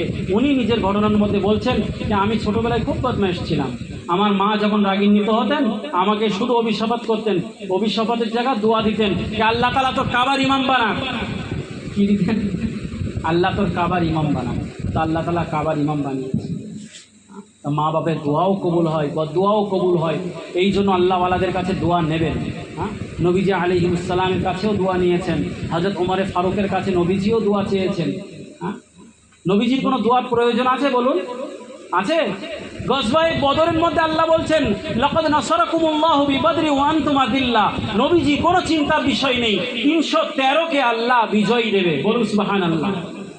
যুদ্ধ হচ্ছে, সংঘর্ষ হচ্ছে, নবীজি কুঁড়ে ঘরের মধ্যে খেজুরের পাতার বিস্কুট চালে নবীজি কাঁদছে, আল্লাহ এই রুয়ের জমিনের উপরে আল্লাহ 313 তোমার মুজাহিদ আছে, মান্যওয়ালা আছে, যদি এরা শেষ হয়ে যায় পুরো পৃথিবীর ওপরে তোমার নাম নেওয়াওয়ালা আর কেউ থাকবে না। হযরত আবু বকর এসে বলছেন, হুজুর আল্লাহ তাআলা ওয়াদা করেছেন, তো কোরআনেই তো আছে, আল্লাহ নাজিল করে দিয়েছেন যে 3000 ফেরেশতা পাঠাবেন, 5000 ফেরেশতা পাঠাবেন, চিন্তা করছেন কেন? বলছে তারপরেও আল্লাহর যে হুকুম আছে আমি হুকুম পালন করছি, আল্লাহর কাছে দোয়া করছি, কান্নাকাটি করছি। একবার বলুন সুবহানাল্লাহ। তো ওই জন্য আমরা সেইভাবে দোয়া করব, আল্লাহর কাছে কানবো, আল্লাহর কাছে চাইবো। চাইবেন ইনশাআল্লাহ? বলুন। তো এই জন্য সূরা ফাতিহা যে 7টি আয়াত আছে, সিরাতাল্লাযিনা আনআমতা আলাইহিম গায়রিল মাগদুবি আলাইহিম ওয়ালাদ-দাল্লিন। অনেক মানুষ এমন দেখেছেন যে যারা প্রথম যুগের মধ্যে ভালো ছিল, নামাজি ছিল, রোজা রাখতো, কিন্তু এমন হয়ে গিয়েছে তারা সে নামাজের কাছে যায় না, রোজা রাখতে চায় না, বিভিন্ন রকম খারাপের দিকে থাকে। কেন? তাদের ক্যারেক্টার, তাদের চরিত্র রসুল, সাহাবা, আউলিয়া কিরাম থেকে আলাদা হয়ে আল্লাহ তাদেরকে সিল লাগিয়ে দিয়েছে। দেখা যাচ্ছে সে ইহুদি হয়ে মরছে, কেউ খ্রিস্টানের মতন মরছে, কেউ অন্য কোনো ধর্মে গিয়ে মরছে। ওই জন্য বলছেন গায়রিল মাগদুবি আলাইহিম ওয়ালাদ-দাল্লিন। আল্লাহ আমাদেরকে ইহুদি বানিয়ে আল্লাহ ইহুদির মতন বানাবেন না, খ্রিস্টানদের মতন বানাবেন না। এদের ওপর আল্লাহ গজব নাজিল করেছেন। নজ্জাশী বাদশাহ, হাবশার বাদশাহ, নবীজি আলাইহিস সালাম নিজের সাহাবাদেরকে পাঠিয়েছেন, সেই সাহাবীরা গিয়ে সূরা ইয়াসিন শুনিয়েছে। নজ্জাশী বাদশাহ এক খ্রিস্টান বাদশাহ ছিল। ওই সময় সাহাবাদেরকে যখন মক্কার মধ্যে বিভিন্ন রকম অত্যাচার করত, নজ্জাশী বাদশাহ আশ্রয় দিয়েছিল সাহাবাদেরকে। হযরত উসমান গনি রাদিয়াল্লাহু তাআলা আনহু, হযরত আলী রাদিয়াল্লাহু তাআলা আনহুর ভাই, এনারাদেরকে আশ্রয় দিয়েছিল। ওই নজ্জাশী বাদশাহ তানার কাছে হযরত আলী রাদিয়াল্লাহু তাআলা আনহুর ভাই হযরত জাফর রাদিয়াল্লাহু তাআলা আনহু বক্তব্য রাখলেন, নসিহত করলেন, আমার নবী আল্লাহ পাঠিয়েছেন, তিনি হিদায়াতের বর্ণনা আমাদেরকে দেন, ইত্যাদি ইত্যাদি নসিহত রেখেছেন। নজ্জাশীর চোখে পানি এসে গেল। নজ্জাশী খ্রিস্টান বাদশাহ, চোখে পানি এসে গেল। আল্লাহর কাছে দুটি হাত তুলে বললেন, আল্লাহ আমি এতদিন পথভ্রষ্টর মধ্যে ছিলাম, এমন একটি নবী এসেছে, আমি তাড়াতাড়ি তার সাথে সাক্ষাৎ করতে চাই। এই নজ্জাশীর বাদশার কান্নাকে আল্লাহ কোরআনের মধ্যে 7 পারার মধ্যে আল্লাহ লিপিবদ্ধ করে কিয়ামত পর্যন্ত এদেরকে মানুষের বলছে যে নজ্জাশী বান্দা বাদশা যেইভাবে কেঁদেছিল, ওয়াইদা সামিউ মা উনজিলা ইলার রাসূলি তারা আইনাহুম তাফিদু মিনাদ দাম'i মিম্মা আরাফু মিনাল হক ইয়াকুলুনা রাব্বানা আমান্না ফাকতুবনা মা'আশ শাহিদিন। খ্রিস্টান বাদশা নজ্জাশী হযরত জাফর রাদিয়াল্লাহু তাআলা আনহুর বক্তব্য শুনে চোখের মধ্যে অশ্রু চলে আসলো, কাঁদতে লাগলো, আল্লাহ আমি এতদিন পথভ্রষ্ট হয়েছিলাম, সূরা ইয়াসিনের তিলাওয়াত শুনে আমি সেই মুহাম্মদুর রাসূলুল্লাহ সাল্লাল্লাহু আলাইহি ওয়াসাল্লামকে নিজের নবী বানিয়েছি। আল্লাহ তাআলা তার কিয়ামত পর্যন্ত তার এই কথাকে কান্নাকে কোরআনের মধ্যে 7 পারার প্রথম আয়াতের মধ্যে লিপিবদ্ধ করে বললেন, ওয়া ইযা সামি'ু মা উনজিলা ইলার রাসূলি তারা আ'ইনাহুম তাফীদু মিনাদ দাম'i মিম্মা আরাফু মিনাল হক। তারা এখন সচেতন হয়েছে, সত্য তাদের সামনে প্রকাশ্য হয়েছে, তারা ঈমান গ্রহণ করেছে। নাজ্জাশীর মতো বড় বাদশাহ, তারপরেও তার নবীজির সাথে কখনো সাক্ষাৎ হয়নি। সেই নবীজি আলাইহিস সালামের সাক্ষাতের পূর্বে নাজ্জাশী দুনিয়া থেকে বিদায় নিয়েছে। নবীজি আলাইহিস সালামকে জাফর রাদিয়াল্লাহু তাআলা আনহু ঘটনা শুনিয়েছেন, হযরত উসমান রাদিয়াল্লাহু তাআলা আনহু ঘটনা শুনিয়েছেন। নবীজির চোখে পানি এসে বললেন, নবীজি বললেন, হাইয়া ওয়াহু, আমি নাজ্জাশী যখন মারা গিয়েছে, গ্যাপ থেকে দূর থেকে আমি নাজ্জাশীর জানাজার নামাজ পড়িয়ে দেব। বলুন সুবহানাল্লাহ। এই নবীজির সাথে খাস ছিল। এখনো যদি কেউ দূরে মারা যায়, ধরুন গুজরাটে কেউ মারা গিয়েছে, এখান থেকে আপনি জানাজা পড়তে পারবেন না, ওটা দলিল করবেন না, মসলা আছে। তা নবীজি পড়েছিলেন নাজ্জাশীর জানাজা। তো যাই হোক ভাই, আল্লাহর কাছে এইভাবে যদি আমরা চাই, এইভাবে আমরা যদি আহ্বান করি, আল্লাহর কাছে কান্নাকাটি করি, তাই এই সূরাতুল ফাতিহা যেগুলো প্রত্যেক নামাজের মধ্যে পড়তে হবে, নামাজ আমাদেরকে আদায় করতে হবে, বাড়ির শান্তি ফিরে আসবে। আর যদি কোনো অশান্তির মধ্যে থাকে, যা কিছু হোক না কেন, আল্লাহর সামনে তুলে ধরবেন, আল্লাহ তাকে সহজ করে দেবে। বলুন সুবহানাল্লাহ। الصبح بدا من طلعته والليل دجا من وفرته كنز الكرم مولى النعم هادي الأمم لشريعته بلن الله الله الصبح بدا من طلعته والليل دجا من وفرته। আল্লাহর প্রশংসা প্রত্যেক সময়ের মধ্যে আমাদেরকে করতে হবে। কোন সময় আল্লাহ আমাদেরকে একটা কথাকে কবুল করে আমাদেরকে হিদায়েতের একটা জরিয়া বানিয়ে দেবে আমরা জানি না ভাই। ওই জন্য সাহিবে দাওয়াত একটা আয়োজন করেছেন, যা কিছু বলেছি শুনেছি, আল্লাহ যেন আমাদেরকে সকলকে আমল করার তৌফিক দিন। আর সাথে সাথে অনেক আমাদের মধ্যে ভুল ভ্রান্তি হয়, দিন আজ আমরা শিখতে চাই না। আমি বারবার বলি যে বসিরহাট হুজুরের কিছু বাংলা বই আছে, কি দাদা হুজুর কি মেজলা হুজুরের কিছু বাংলা বই আছে, আপনারা ওটা নিয়ে পড়ার চেষ্টা করুন। একা একা পড়বেন না, কোনো হাফিজ সাহেব কি মৌলানা সাহেব আছে, তাকে জিজ্ঞাসা করে পড়ুন। সঠিকটা জানতে হবে, শুধু মশলা পড়লে হবে না, সেটা জানতে হবে। ভুল পড়লে ভুলই থেকে যাবে সারা জীবন। ওই জন্য আমাদেরকে একটু শিক্ষিত হতে হবে ভাই। এই যে আজ আমাদের মধ্যে কেউ মারা যাচ্ছে, জানাজার পদ্ধতি আমরা জানি না। আজ আমাদের মধ্যে নিকাহ হচ্ছে, কিন্তু নিকার কি সুন্নত, কি ওলিমা আমরা সেটা জানি না, কিভাবে করতে হবে সেটা জানি না। আজ আমরা শরীয়ত থেকে অনেক দূর, তারপরে আজ আমরা বলি আমরা মুসলমান, আমরা মুমিন। আজ আমরা কুরবানি করছি, কুরবানির কি মশলা ছোট ছোট আমরা জানি না। বিভিন্ন রকম আমরা ওইভাবে দিয়েই যাচ্ছি, বিভিন্ন রকম চালিয়েই যাচ্ছি, এইভাবে হয় না। ওই জন্য কিছু মশলা মশাই, কিছু শরীয়তের যেগুলো খুব প্রয়োজনে জানা দরকার। তারপরে আকিকা একটা আছে। আকিকা আল্লাহ রাসূল সাল্লাল্লাহু আলাইহি ওয়াসাল্লাম হযরত হাসান হযরত হোসেন রাদিয়াল্লাহু আনহুমা তারা আকিকা করেছিলেন শাতান। আল্লাহ রাসূল যাবাহাল মিরবায়া হায়াইনি লামা হায়াইন, আল্লাহ রাসূল সাল্লাল্লাহু আলাইহি ওয়াসাল্লাম মোটা তাজা বড় যে দুম্বা কিংবা ভেড়া এইভাবে জবাই করেছিলেন, কিংবা আরবের ছাগল। এইভাবে যদি ছেলে হয় দুটো, মেয়ে হয় একটা, এগুলো জানতে হয়। 7 দিনে তার কানে আজান, এক কানে আজান আর এক কানে ইকামত দেওয়া হয়, তার নাম রাখা হয়। তাদের মাথার চুল মুন্ডন করে আক্কা ইয়াউকু উক্কান, এর মানা হচ্ছে মাথার চুল ফেলা। 7 দিনে ওমুমান মাথার চুল ফেলে দিয়ে তার নামে একটা, তার জানের বদলে একটা জান দেওয়া, এটা মুস্তাহাব আমল। কিছু আমলের নিকটে উম্মতের একটা সুন্নাত হচ্ছে আকিকা। এটা হচ্ছে আল্লাহ রসুল সাল্লাল্লাহু আলাইহি ওয়াসাল্লামের বালা মুসিবত আল্লাহ দূর করে দেন। যদি কোনো ছেলে কি মেয়ের নিকট থেকে আকিকা করা হয়েছে, আর ধরুন সে ছেলে কি মেয়ে মারা গিয়েছে, কিয়ামতের দিন আল্লাহ রসুল জানাচ্ছে কাল কিয়ামতে মা বাপের সুপারিশ সেই বাচ্চা করবে। বলুন সুবহানাল্লাহ। বালা মুসিবতকে আল্লাহ দূর করবে। আকিকা করা খুব ভালো জিনিস, সেটা জানতে হবে। তার মাথার চুলকে ফেলে তার বিনিময়ে কিছু রূপা সদকা করে, তার বিনিময়ে পয়সা দান করে এগুলো করা। বাচ্চাদেরকে কোন আল্লাহওয়ালাকে ডেকে একটা খাজুর চাবিয়ে কিংবা তার তাহনিক করানো হয়, মুখ দিয়ে তাহনিক করানো হয়। আজ আমরা বাঙালি মানুষ জানি না, বলি গালে ক্ষীর দেওয়া হবে, কি বলি? আরে বলি কি বলি না? তো গালে ক্ষীর দিয়ে কি? নবী করিম সাল্লাল্লাহু আলাইহি সাল্লাম কোনো বাচ্চা যখন কোনো বি জিনিস খেতে লাগবে, কোনো বি একটা আল্লাহওয়ালার কাছে, আলিমে দিনের কাছে, যাই হোক খাজুর হোক, মধু হোক, কি কিছু একটা চিবিয়ে তার এইভাবে করে তালুয়ায় লাগিয়ে দেওয়া হয়। এইটিকে আরবিতে বলা হয় তাহনিক।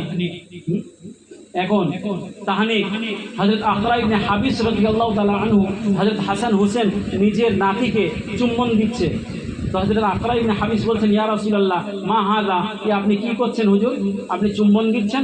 বলছে আমারও তো 4-5টা বাচ্চা আছে, কিন্তু আমি তো কখনো দেইনি। তো আল্লাহ রাসূল সাল্লাল্লাহু আলাইহি ওয়াসাল্লাম বলছেন, আল্লাহ যদি আপনার অন্তরকে শক্ত করে দেয় তো আমি কি করব? বাচ্চার সাথে সেইভাবে ব্যবহার করা, তার সাথে কোলে নেওয়া।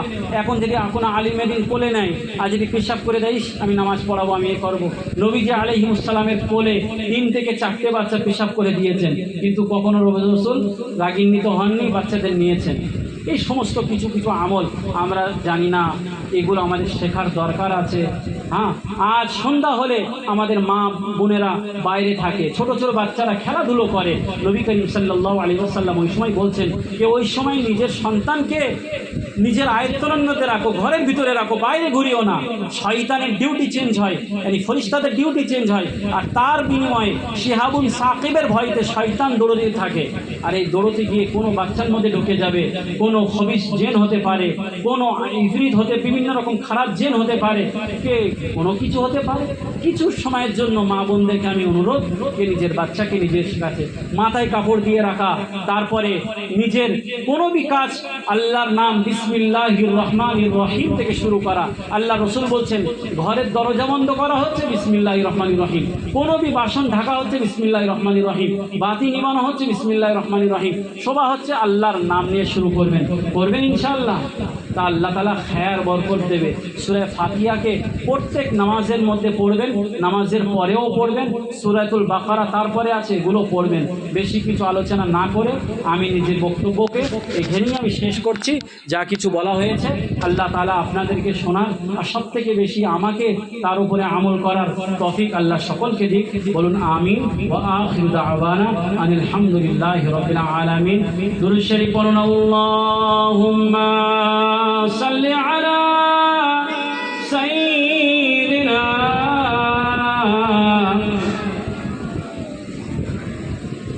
ওয়া আলা আলি সাইয়্যিদিনা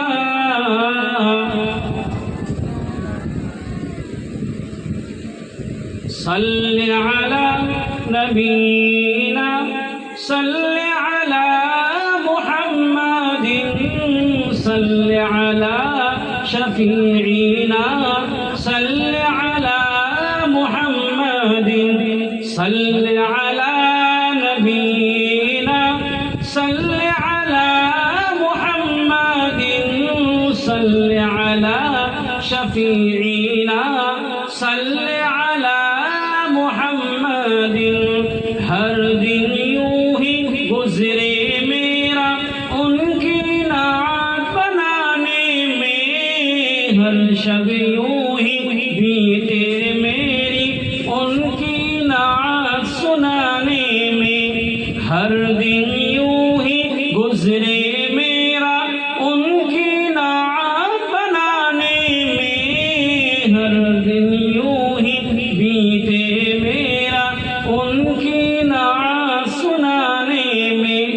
आशिकों जब नात सुनाओ सुबहान अल्लाह कहते जाओ, तुम भी शामिल, तुम भी शामिल, तुम भी शामिल हो जाओगे महफिल नात सजाने में। अल्लाह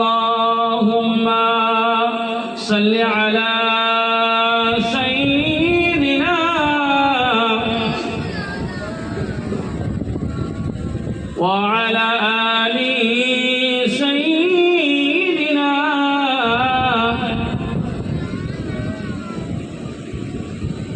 اللهم صل على